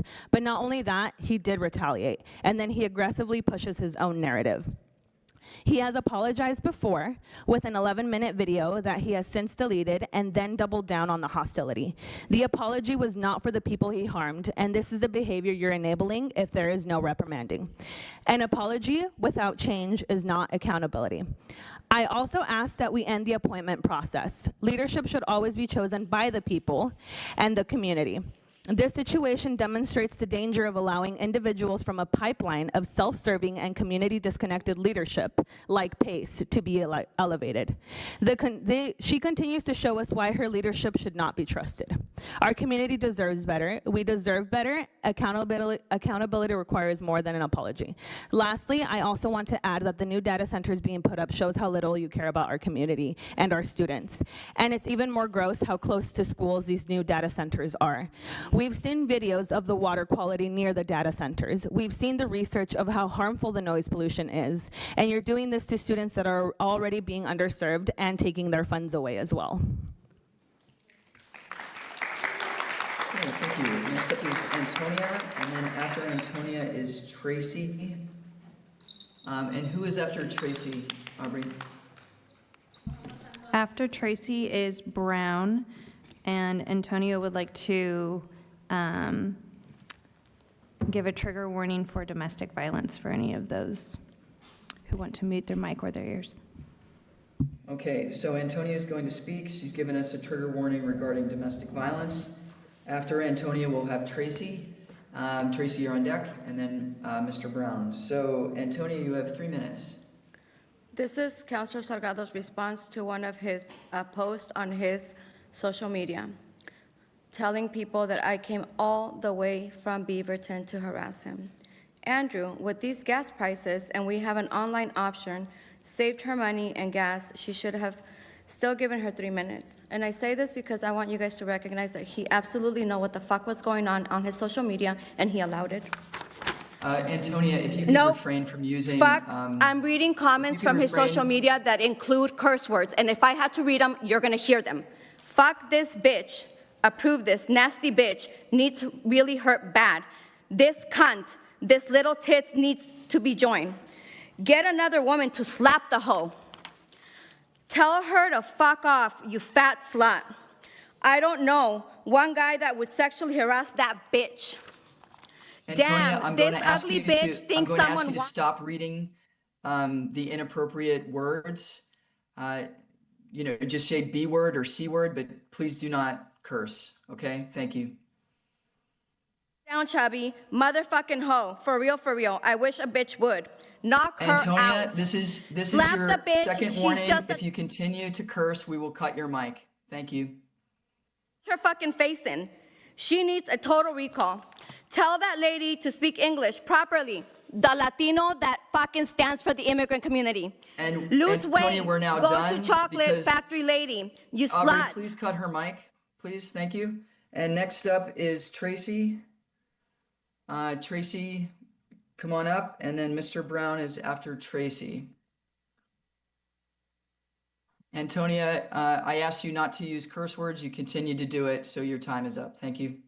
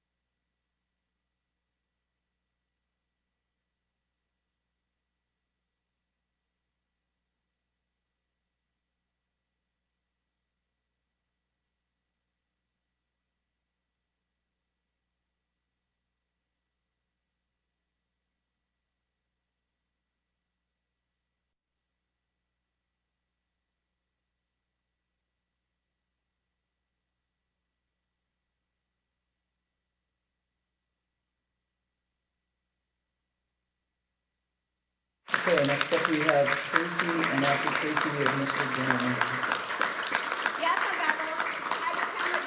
Brown. And I'll ask future, people coming up to do testimony, please do not curse. When you do, I'll give you 3 warnings, and then I just cut your mic. So everybody online can't hear you. So, Tracy, you have 3 minutes. Thank you, councilors and mayor, for your time. I'm Tracy Schultz, a Hillsboro resident, here to request that we amend Rule HMC 624-020 to include C-weighted scales or specific infrasound framework for low-frequency industrial noise. Infrasound frequencies below 20 hertz are low-frequency hums that enter homes and not typically audible. The sounds are physically felt as vibration. Exposure to these frequencies pose physiological and psychological health risks to human and animals. AI data center builders are aware of this, and they use the regulatory loopholes. Since it's not a federally regulated sound thing, it's left up to our local communities to look into this. Public health experts use the C-weighted scale, a specific infrasound framework, which capture the wavelengths and the hums. The walls don't block them. In our homes, they're actually amplified, turning homes into residence chambers, a modern acoustic nightmare that's felt rather than measured. Residents all over the U.S. are reporting complaints: sleep deprivation, chronic insomnia, headaches, migraines, ear pressure, vertigo, nausea, sensations of internal vibration, elevated stress, anxiety, depression, cognitive fatigue, increased heart rate, and elevated blood pressure.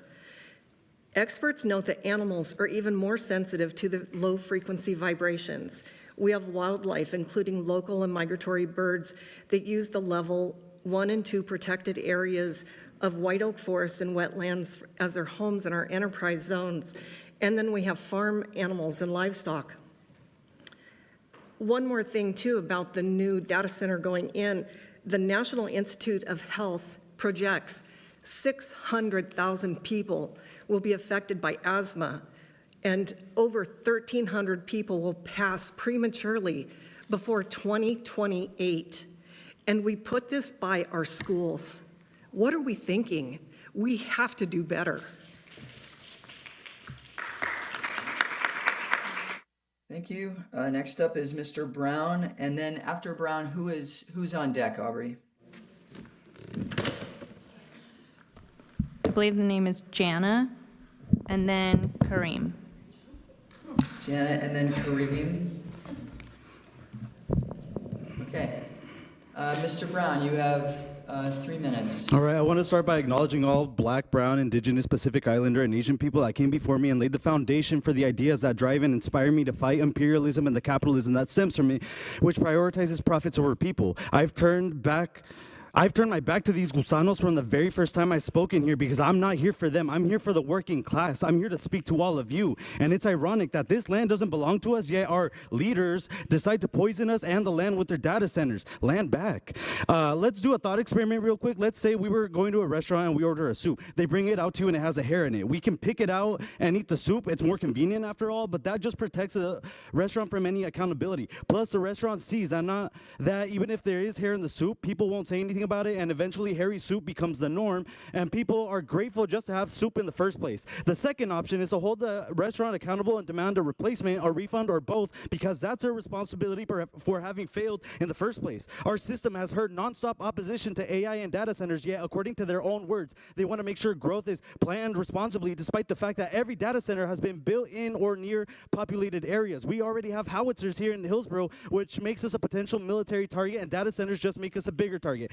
no matter what city you're located in. Our leaders have sold us out to corporations and Israel. They've sold our kids and our future in exchange for their own financial security, and it's no surprise because the system has allowed them to get away with it. Our mayor, Beach Pace, who missed 4 meetings in a row, is a CEO that earned $148K in 2024 with a $20K increase every year. Saba Amri is an engineering manager at Intel. No wonder they're in favor of the data centers despite public opposition. Intel, who releases 80% of the water they recycle back into the environment full of forever chemicals, PFAs, because they're essential to semiconductor production. Intel, who gets millions in tax breaks despite being so involved with Israel, who is committing a genocide that they make up 3.5 to 5.5 of their exports. Opposition to data centers and AI is being labeled as domestic terrorism. At the same time, opposition to Zionism, not Jewishness, occupation, is also being labeled as domestic terrorism, meaning cops could have legal justification to arrest people for what they believed. And they did the same during the era of Jim Crow laws, which, if you didn't know, inspired Hitler to do what he did. They're adding hair to our soup because they've seen we'll do nothing about it other than complain and protest. And if we did take matters into our hands, they wouldn't think twice about calling the police to commit violence against us. They focus more on respectability politics. They care more about how we are expressing ourselves than what we are expressing. They say we're being uncivil when we have logical, reasonable human reactions to their lies. For example, Beach Pace says the police department is getting a $95 million building, it used to be $70 million, by the way, with our taxpayer money to fight crime more effectively, when they couldn't even stop a racist homophobe from illegally bear macing multiple people, including children, at the Pride event on June 6th. Instead, they kicked me out and banned me for 90 days for snatching one of those bigots' phones and throwing it over the Next fence. up, Cristian Salgado, who does not earn his position because we didn't vote for him. Next up is Jana, and then after Jana is Corinne.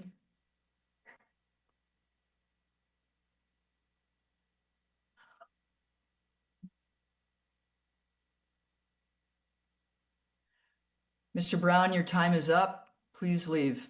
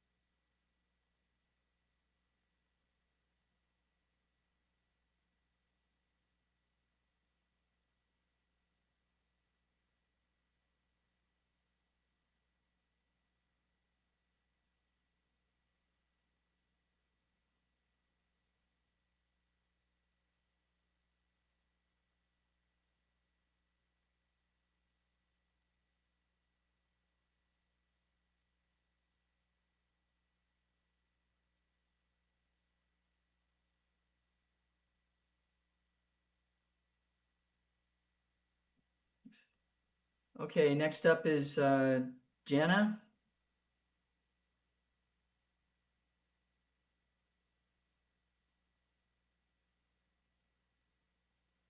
And after Jana, we have Corinne.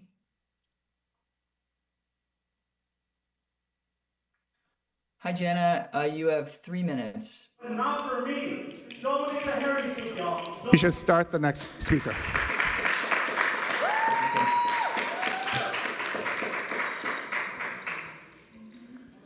I feel like everything has been said and y'all just don't care. Or maybe you do care, but it's about your political capital and not people. This isn't politics. This isn't math. This is common decency. What will it take for you to do something? What has to happen for you to understand the impact that the data centers under current land use laws will have on the community? Some years ago, it was someone's wise decision to build a community of homes called Arbor Roses. If you are unaware, this neighborhood has one road in and out, and that road has to cross over railroad tracks to get in and out of the neighborhood. Recently, a train was stopped across the road for several hours.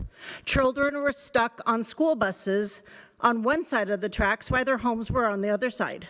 Blocked, no way in, no way out. Luckily, no one within the community suffered any medical emergencies because there was no way to get to them.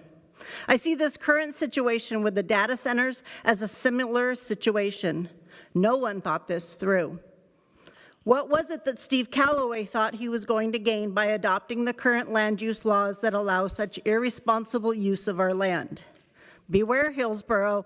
This data centrist former mayor now wants to be on the Washington County Board. What damage does he intend to do there? Little to nothing has been changed with our land use laws since 2017. That's almost 10 years. Why is the city pretending that advancements in technology aren't happening? As the world around us changes, it is your job to keep up with those changes and ensure our land use laws are there to protect us, not corporations. Allowing data centers to run virtually tax-free and not creating jobs should be an embarrassment to all of you. The city council and your never around mayor, you showed up today, claim your hands are tied. That just isn't true. Under state law, the city may impose additional conditions for businesses to participate in the enterprise zone program. The city could choose to work on additional requirements for the remaining time period that the current zone is in effect. The council should immediately take back administrative approval, revoke the delegated authority given to a city employee, and require a public vote on any new enterprise applications, call an emergency meeting, and do something. The council should immediately change the zoning code. Require a living wage. $28 an hour is not a living wage. Mandate jobs per acre. It's completely unacceptable that companies can hire one person and save millions. I would think that the majority of you in front of me are planning to continue your political careers. So again, I implore you to immediately call for emergency land use meetings to address the glaring land use loops that these data centers are destroying us. And now you have to wait because I forgot, because when my work has an emergency, I actually show up, unlike you. Next speaker is Kareem. Kareem is next, and that's, I'll find out who's on deck. Who's on deck after Kareem? Garrett. Garrett is on deck. And Kareem, come on up.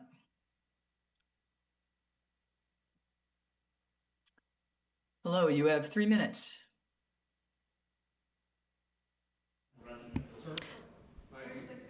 Can you? Thank you. I'm a local bar owner and resident of Hillsboro. We pay our employees a guaranteed minimum of $28 per hour, by the way.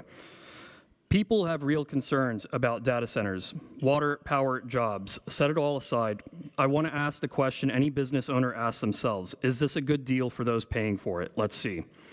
This council keeps telling us that any application meeting the criteria must be approved by law. Sure, but who sets the criteria? The council does.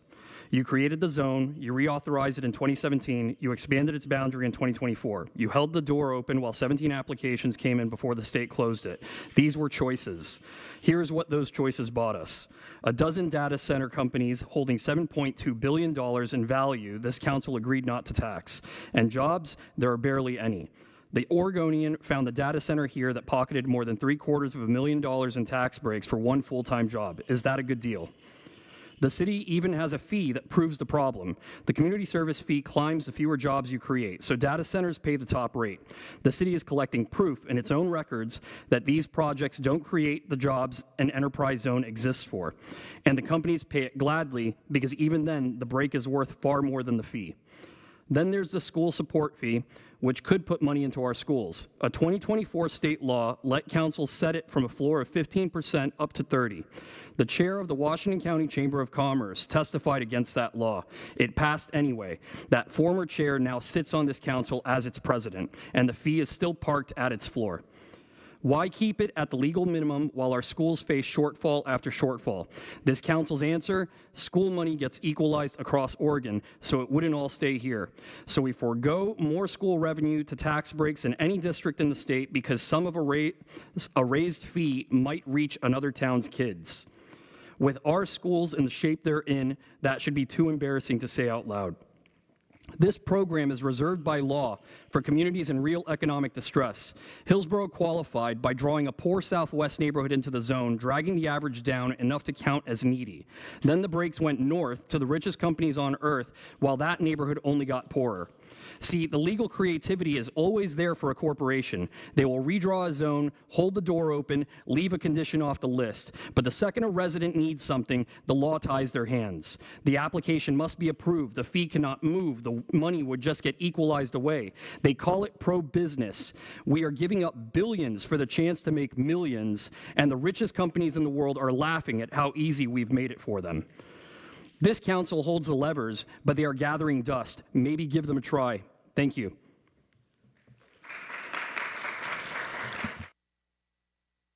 Thank you. Next up is Garrett.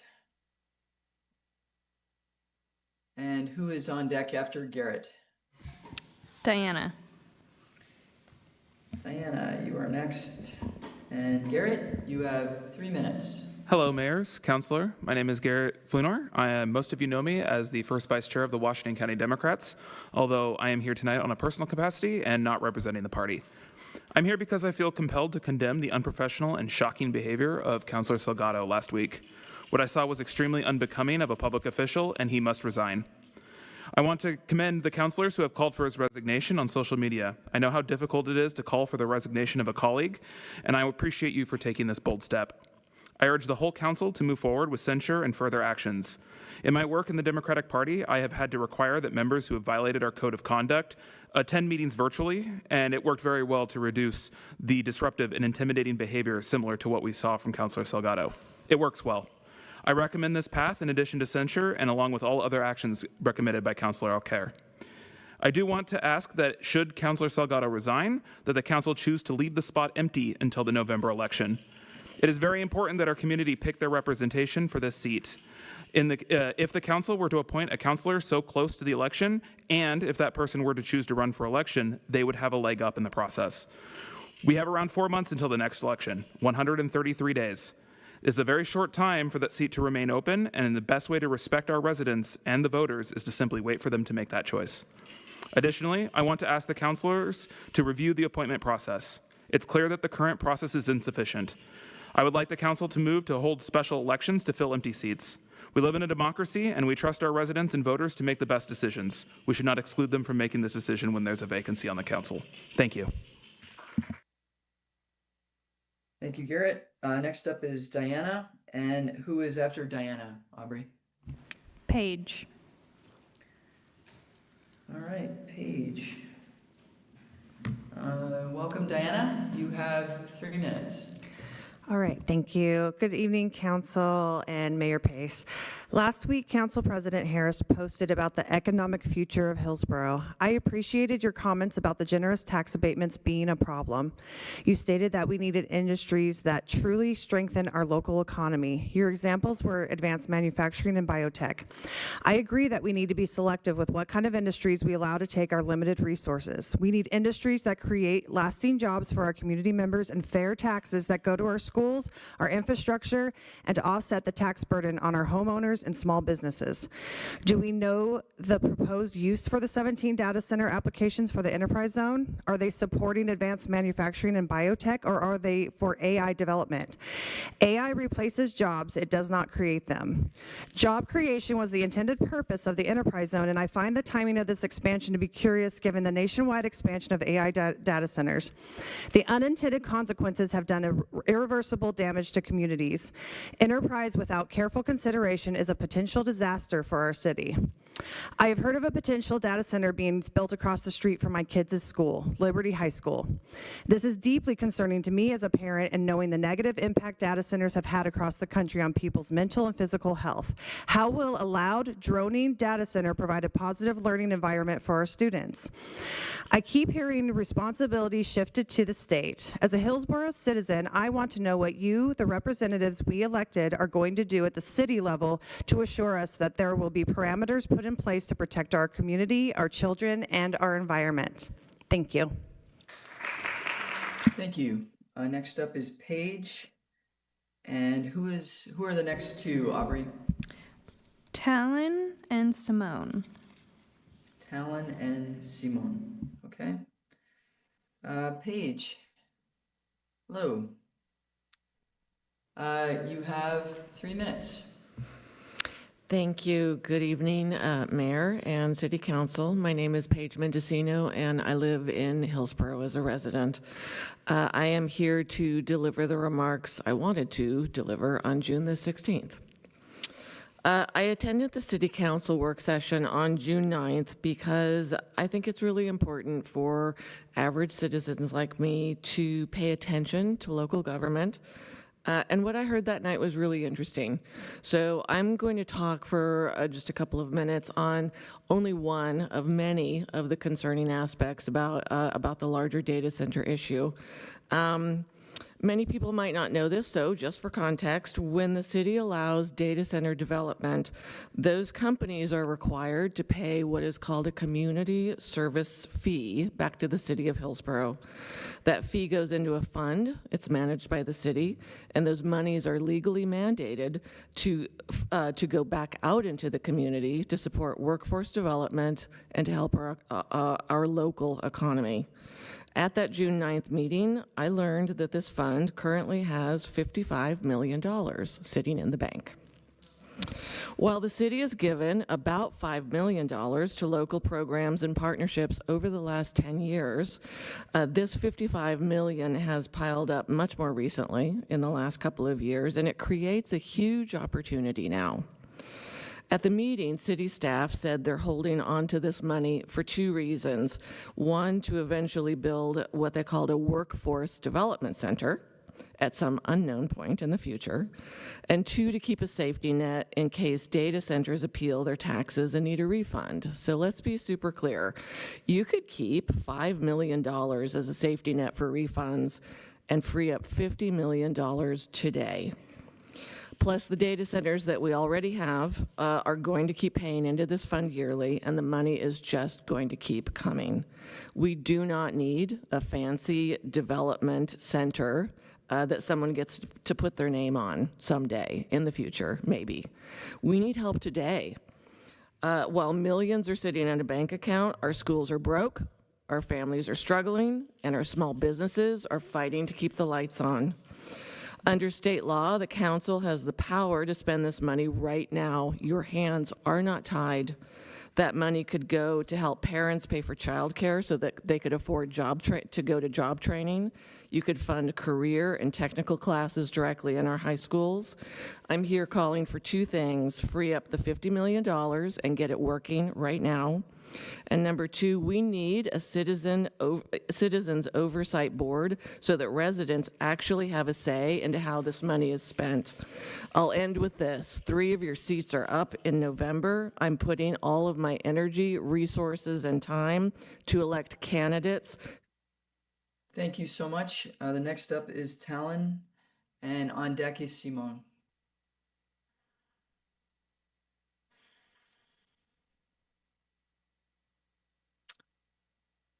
Talon, hello. Simone, you're on deck. And then who is after Simone, Aubrey? Anne. Anne, okay. Talon, welcome. You have 3 minutes. Thank you. Good evening. Councilor Salgado posted a video of Antonia, a community member, while she was expressing her concerns. That video went viral and quickly became filled with racist, misogynistic comments and comments calling for violence against her. Councilor Salgado did nothing to stop this. Some of those comments you heard earlier until Tony was cut off. And I'd like to ask, you know, those comments are going to be censored in this meeting. Why were they allowed to stay on his Facebook page for 3 days? He took it down eventually, but at that point, the damage had been done. That post, he put that post up there, and he did it antagonistically. He did that to bully our community member. And as comments started coming in, he made no effort to shut the post down. He made no effort to shut these comments down. There's a comment on there that says white power. White power.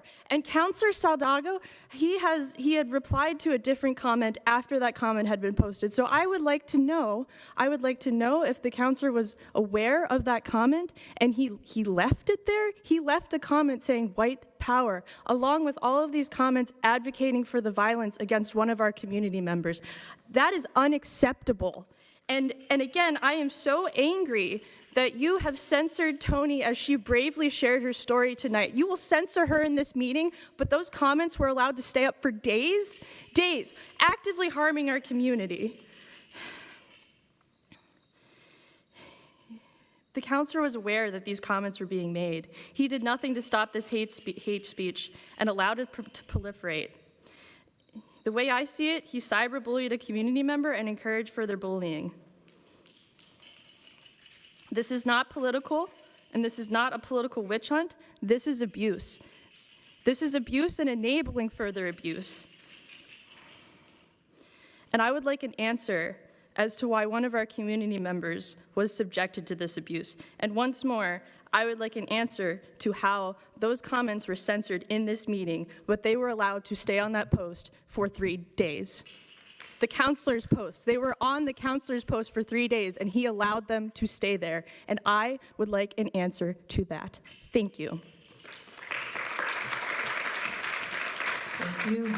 Next up is Simone, and after Simone is Anne.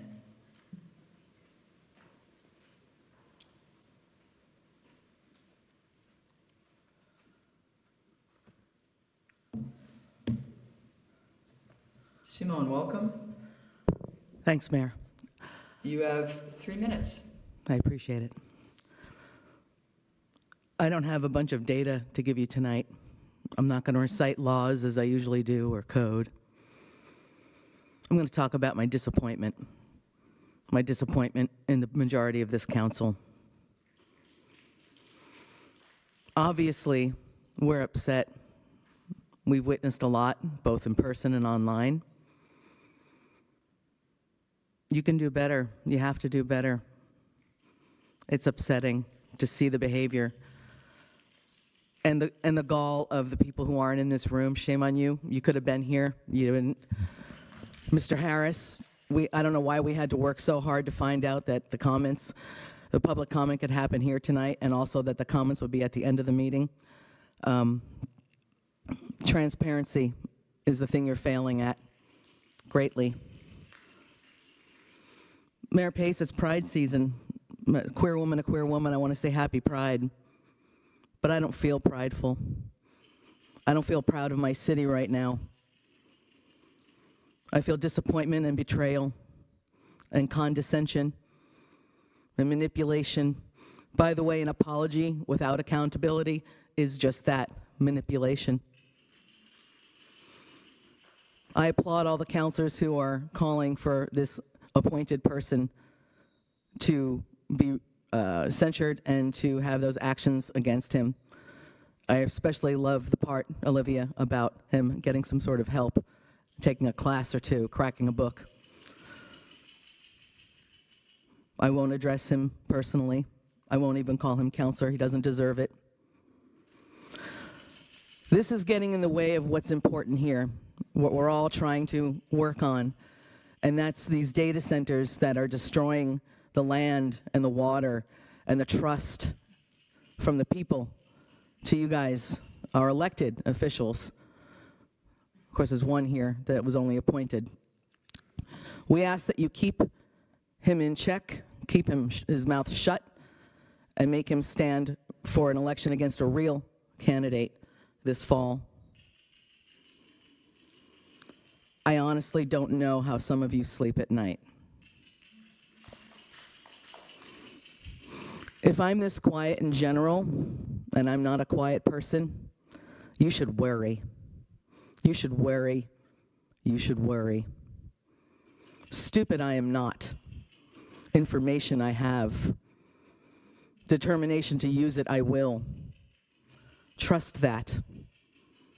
Trust is a weird word to hear tonight. We don't trust you. That must be hard to hear. That must be hard to hear as you lay your head down at night. Thank you very much for your time. Next person up is Anne. And Aubrey, who are the next two after Anne? After Anne, we have Pam and then Jacob. Pam and Jacob. Okay, thank you. Welcome, Anne.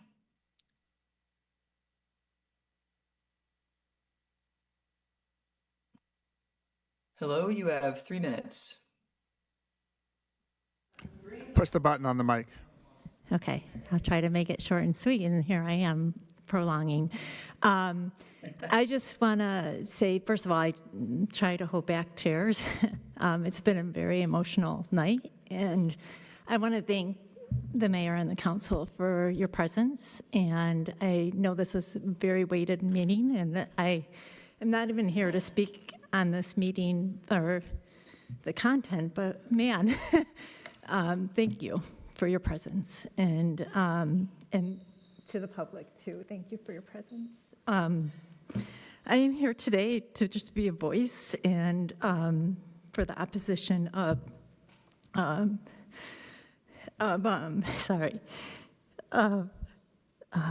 expansion for Noble Woods, and I'm so completely different subject. And I'm also, for the record, not very opposed to the data centers, but coming back is the Century Boulevard Extension Project is in my neighborhood. I live in Hillsboro. I've been there for 20 plus years, and it's part of it's in my backyard basically, and it's a place where I go to get away from the noise in this world, and I just want to be a voice to the residents of Noble Woods for the trees, the birds, the squirrels, the deer. I heard there's minks there, and then the barred owls.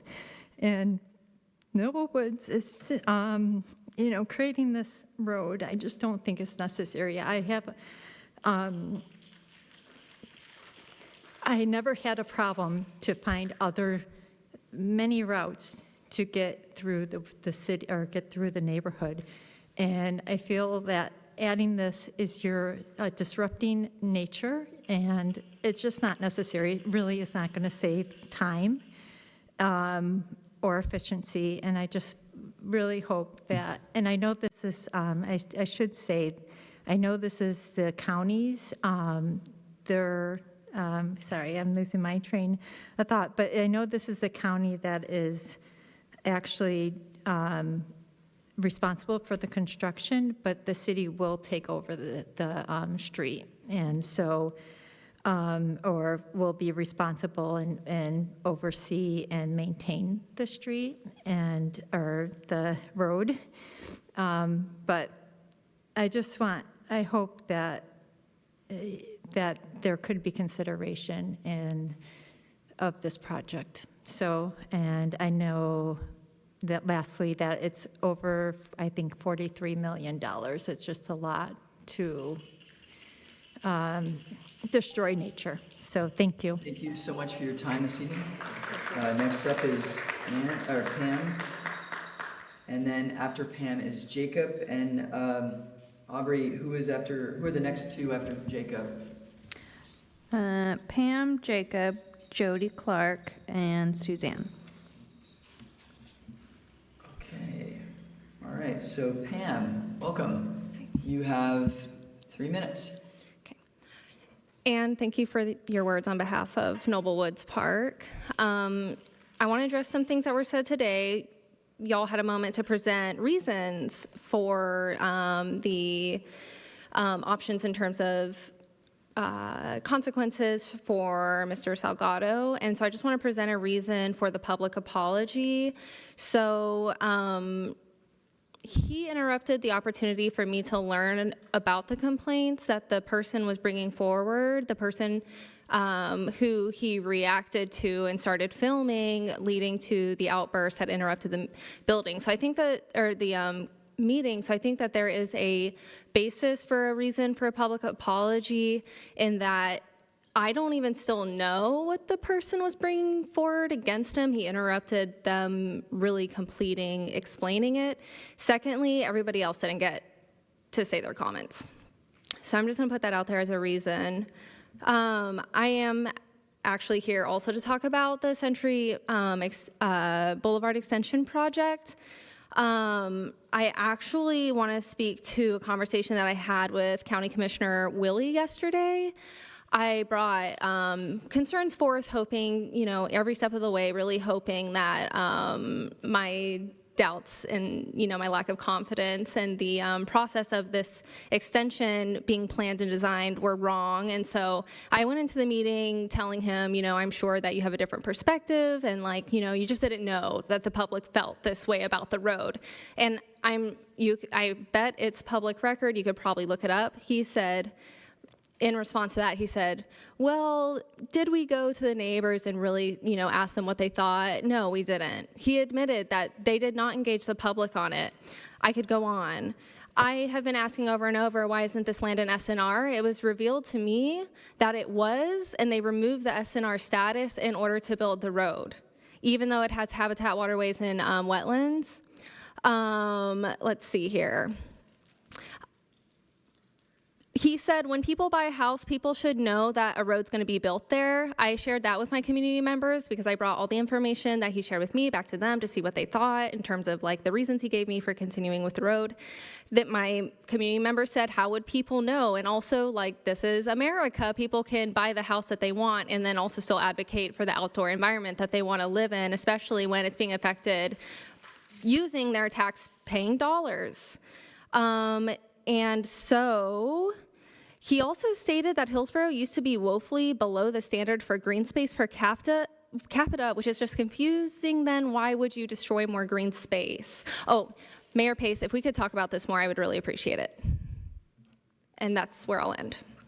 Okay, thank you. Next up is Jacob, and after Jacob is Jody.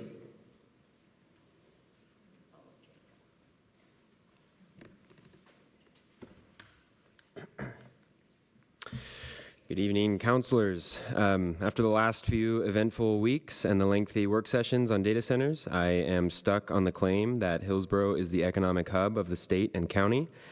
I don't know how that can be squared with the city selfishness of the rolling enterprise zone agreements. In the work session, it was proposed to use some portion of the community service fees to fund a power bill credit system. May sound nice on its face, but it's one more layer of administration with all sorts of caveats on income, and the final product will probably have more. PG&E certainly didn't ask my income when it raised electric rates practically every year for 10 years. They just did it.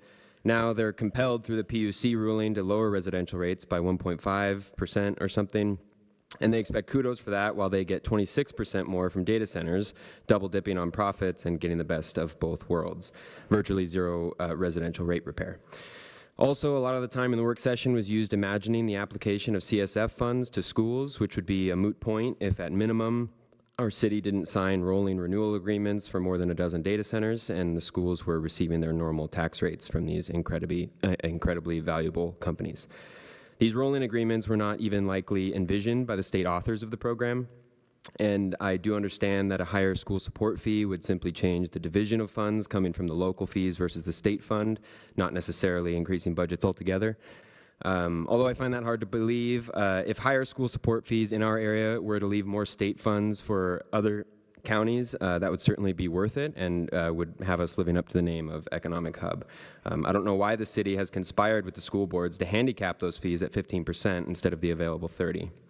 Instead of an economic hub, the city seems to be acting like a parasitic CEO, lording over our own wealth and happy to hold on to our $50 million slush fund while our state schools rank nearly last, libraries are getting budget cuts, and our county continues to tighten their budgetary belt. The chaos in the last weeks and actions of staff and councilors opening the city up to potential and actual lawsuits, the mediocrity in response to the data center problem, and the total lack of urgent and creative action is frankly pathetic, and I am very excited to see a newly balanced council in November that is not afraid of exercising their political will to help more than their careers or big business partnerships. Thank you.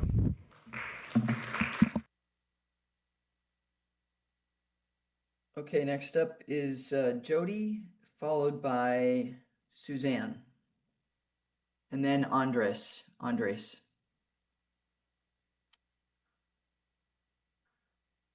Welcome, Jody. Hi. Let me just say, no one likes to follow Jacob. He's too good. So this was from my last week's, I was going to speak, but didn't have the opportunity to. And I actually started writing this and saying, I'm not here to shame you tonight. You've done that yourselves. Your lack of attention to what we're asking for, you can spend a whole night, and not that he doesn't deserve it, talking about Salgado, but we've been bringing the same stuff to you. We're not getting open answers. Oh my gosh, Saba, don't take on Elizabeth's role of not looking at me when I'm talking to you. We've had some ideas. I think it was back on the 9th that we had the big work session that didn't really address anything. If you guys would spend a little bit of time doing what you did tonight, talking to each other in front of the audience, not just a work session, maybe we could figure out what you're trying to do with these data centers. We're still lost. It's been months. We've been saying the same things over and over again, and you just give us that look that we have to do this for a couple hours. It's part of our stipend. I heard that there might be rebates and credits from the power. That was something we'd look at. I want to know, have there been any rebates and credits thought about for the past 5 years that we might get? That the data centers were getting our power while we were helping pay for that? Just curious. What I wanted to talk about last week was Measure 56. We could, I know, we could have put a stop in place so we could have that hold, and we needed it. Instead, we just push that away, don't like thinking about that, don't like thinking about how the water's going to be treated, don't like thinking about anything about data centers unless we can just slough the public off. And we're tired of it. We have plans. You may not like them, but you've got, and we don't have a whole lot of people here right now, but there are a whole lot of people getting ready for November.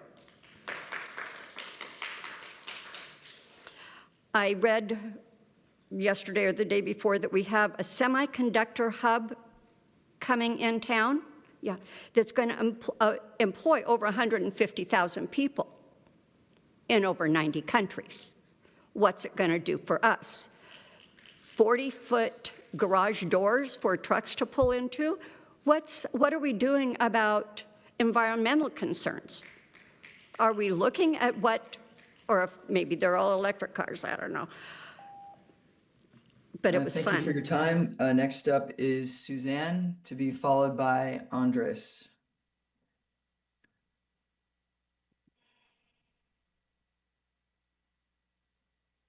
Suzanne, welcome. You have 3 minutes. Thank you. Good evening. My name is Suzanne, and I've been a resident of Hillsboro for over 30 years. I have 3 points to review with you tonight.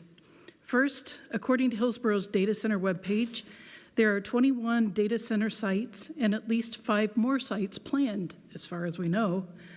Those numbers are very misleading to the public. I don't think a lot of people understand that sites can have 5 or more data center buildings. I ask that you update the webpage to accurately state the actual number of data centers in Hillsboro to be more transparent to the public. Second, I also ask that the city of Hillsboro put a limit on how many data centers can be built in our community. According to the datacentermap.com, Hillsboro has 34 data centers. There are 19 U.S. states that have fewer data centers than our little town of Hillsboro. When will we start to say no to the multi-million-dollar companies who have been lying to us and promising long-term high-tech jobs? Finally, what is Hillsboro's emergency response plan regarding the data center fires? Have our fire crews been trained on how to put out lithium-ion battery fires? In May 2025, we had a data center fire in Hillsboro. The fire crews had to abandon their efforts and wait for 5 hours for the lithium-ion batteries to burn themselves out. The reality is that lithium-ion battery fires don't behave like ordinary fires.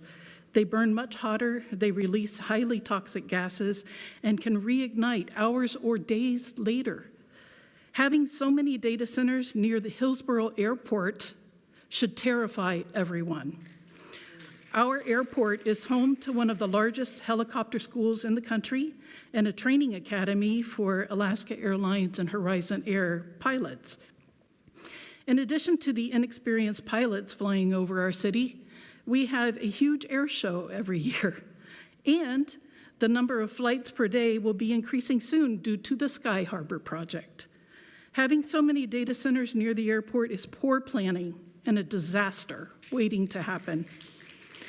Maybe you should ask the data center companies to provide their own first responders, or at least give us additional money to support our city's infrastructure. Or did we miss our chance to do that when you gave them massive multi-year tax breaks?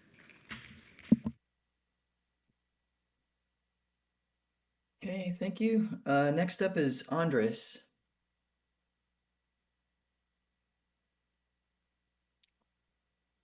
Andres, welcome. Hello. You have 3 minutes. All right. Hello. I am Andres Perez-Lete, and I have lived in Hillsboro my entire life. I've grown to love it as one of the most beautiful cities I know.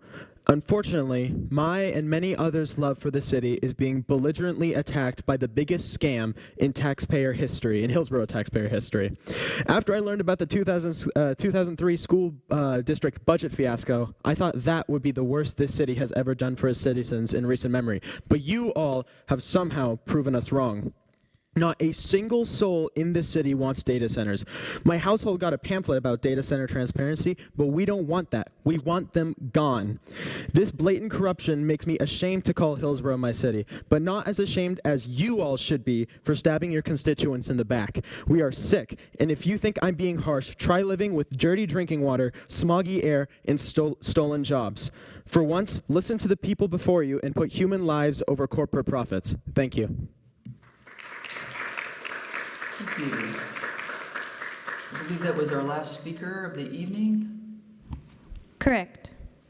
Thank you. So we will move on to, so thanks everybody for coming out tonight to speak. I'll now turn the time over to our city manager, Robbie Hammond.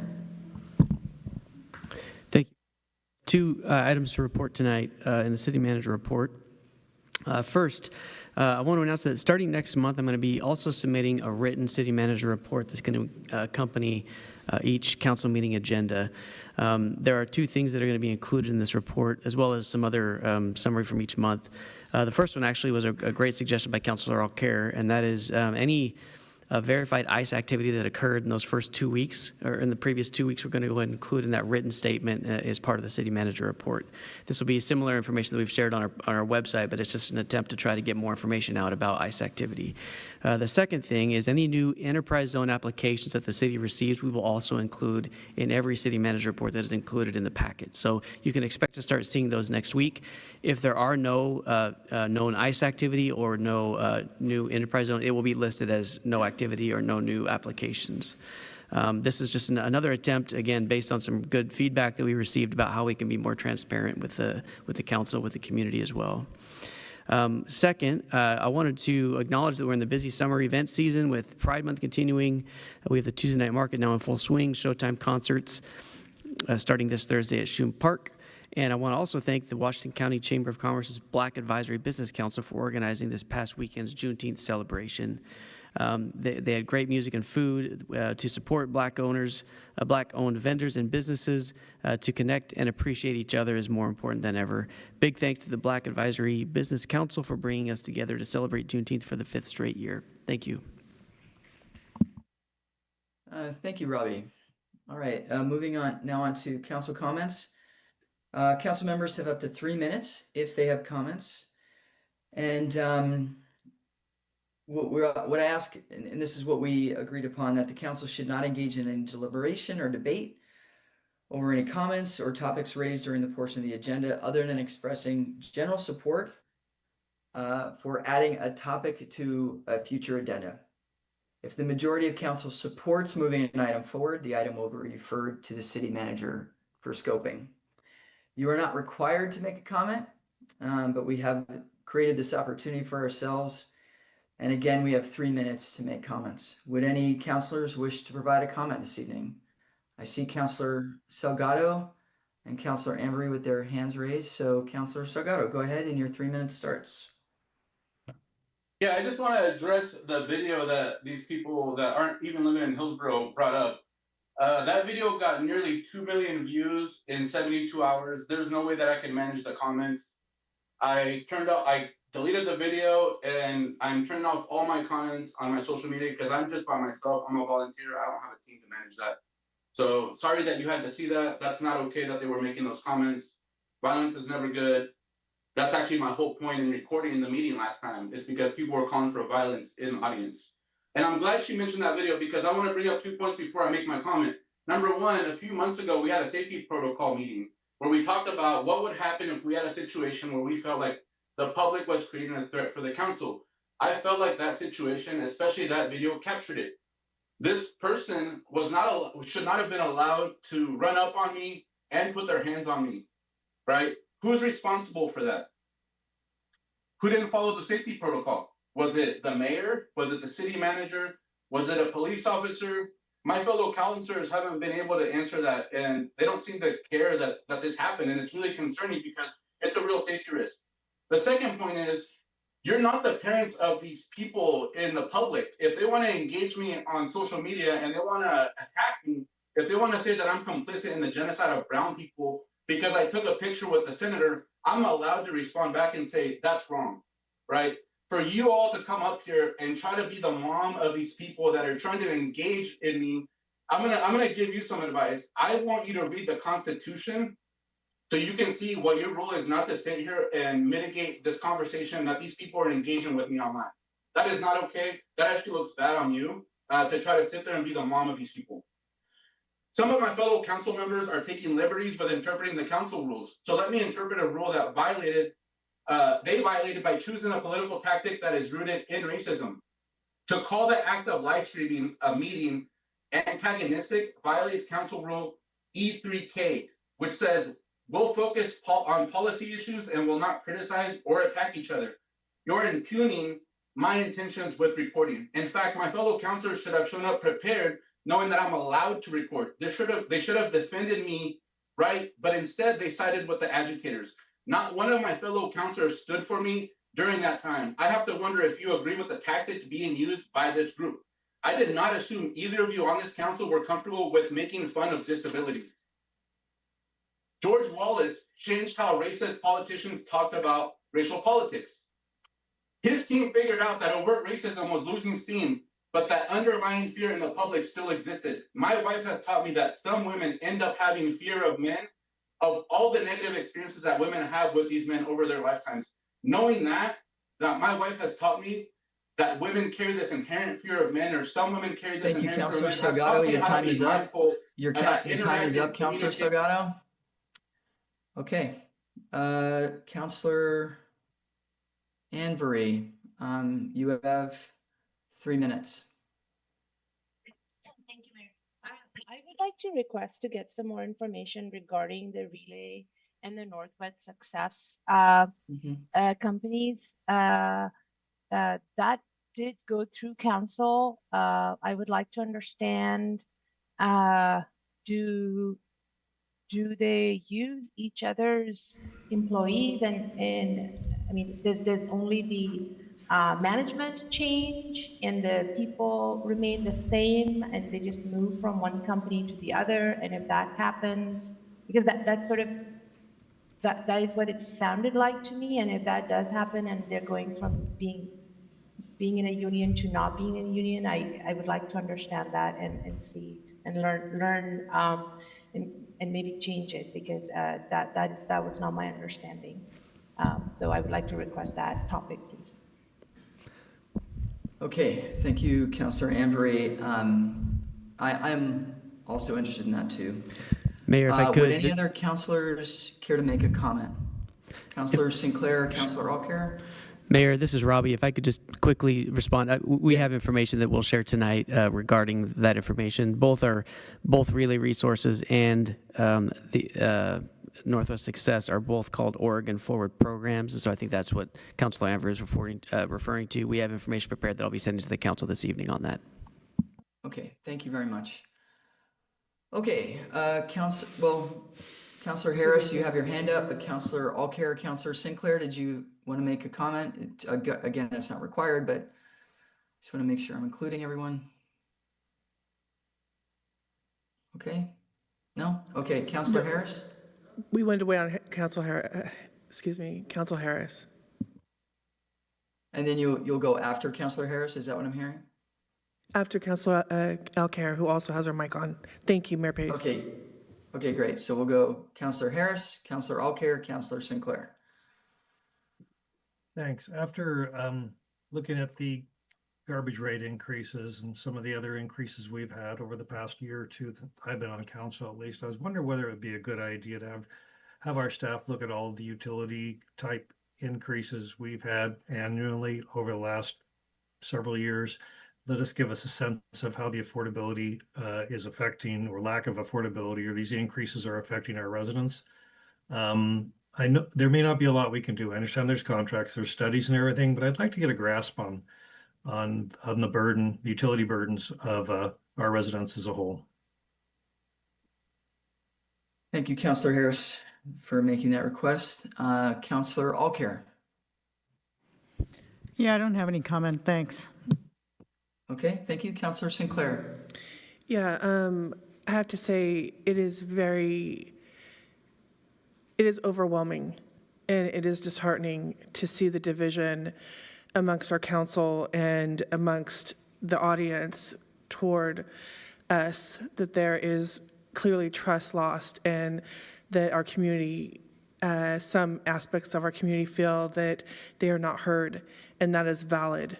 And I'm wondering if there's an opportunity for there to, I do not want to drag things on, but I do want to address, is there any way that us as a body can do a one-day retreat where we get some kind of training on how to be more effective together?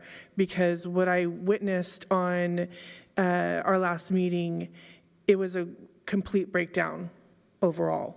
And it's unfair to our community. It's unfair to us as counselors. There's been extremely intense subject matter that us as a body has had to work through, and we're in unprecedented times and making major decisions, and there is a lot of emotions elevated, and I'm hoping that there's an opportunity for us to have some type of retreat to where we have better tools to communicate with one another. So, Councilor Sinclair, I hear that you're recommending that we have a council retreat to talk about communication. I'll ask the council to send an email if they're in support of that to Robbie. Sure. Did I capture that, Councilor Sinclair? Yes, thank you, Mayor. Okay.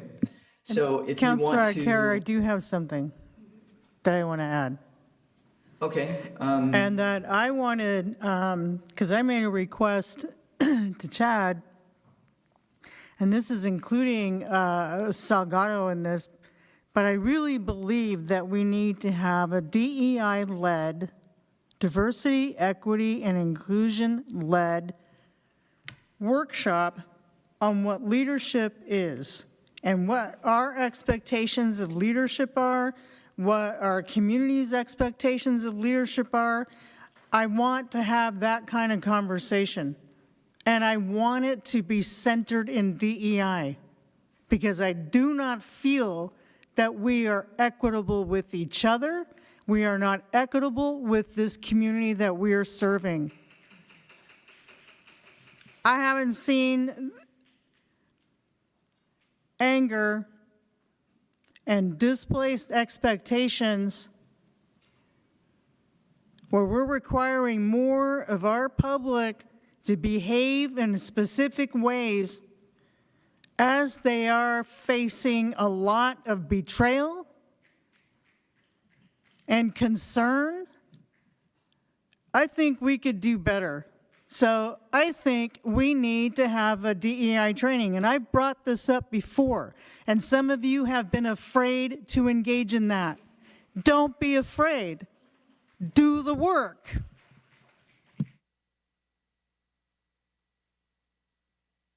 Thank you, Councilor Alcare. So Councilor Alcare has recommended a DEI facilitated leadership training. If other councilors support that, please send an email to Robbie. Councilor Sinclair has recommended a council retreat to improve on communication. If any other councilors support that, please send an email to Robbie to let him know of your support. Are there any other councilors that would like to use their 3 minutes for comments? Okay, thank you to all the councilors for speaking out. Moving to item 9, advice and information. Please sign up to receive Happening in Hillsboro or Creciendo Juntos email updates, from the City of Hillsboro. As always, community members who want to be informed and engaged in City Council matters can sign up to receive Happening in Hillsboro email newsletters, and the Spanish language updates are also available through our Creciendo Juntos email newsletter. And with that, our City Council meeting is adjourned. Thank you, everyone.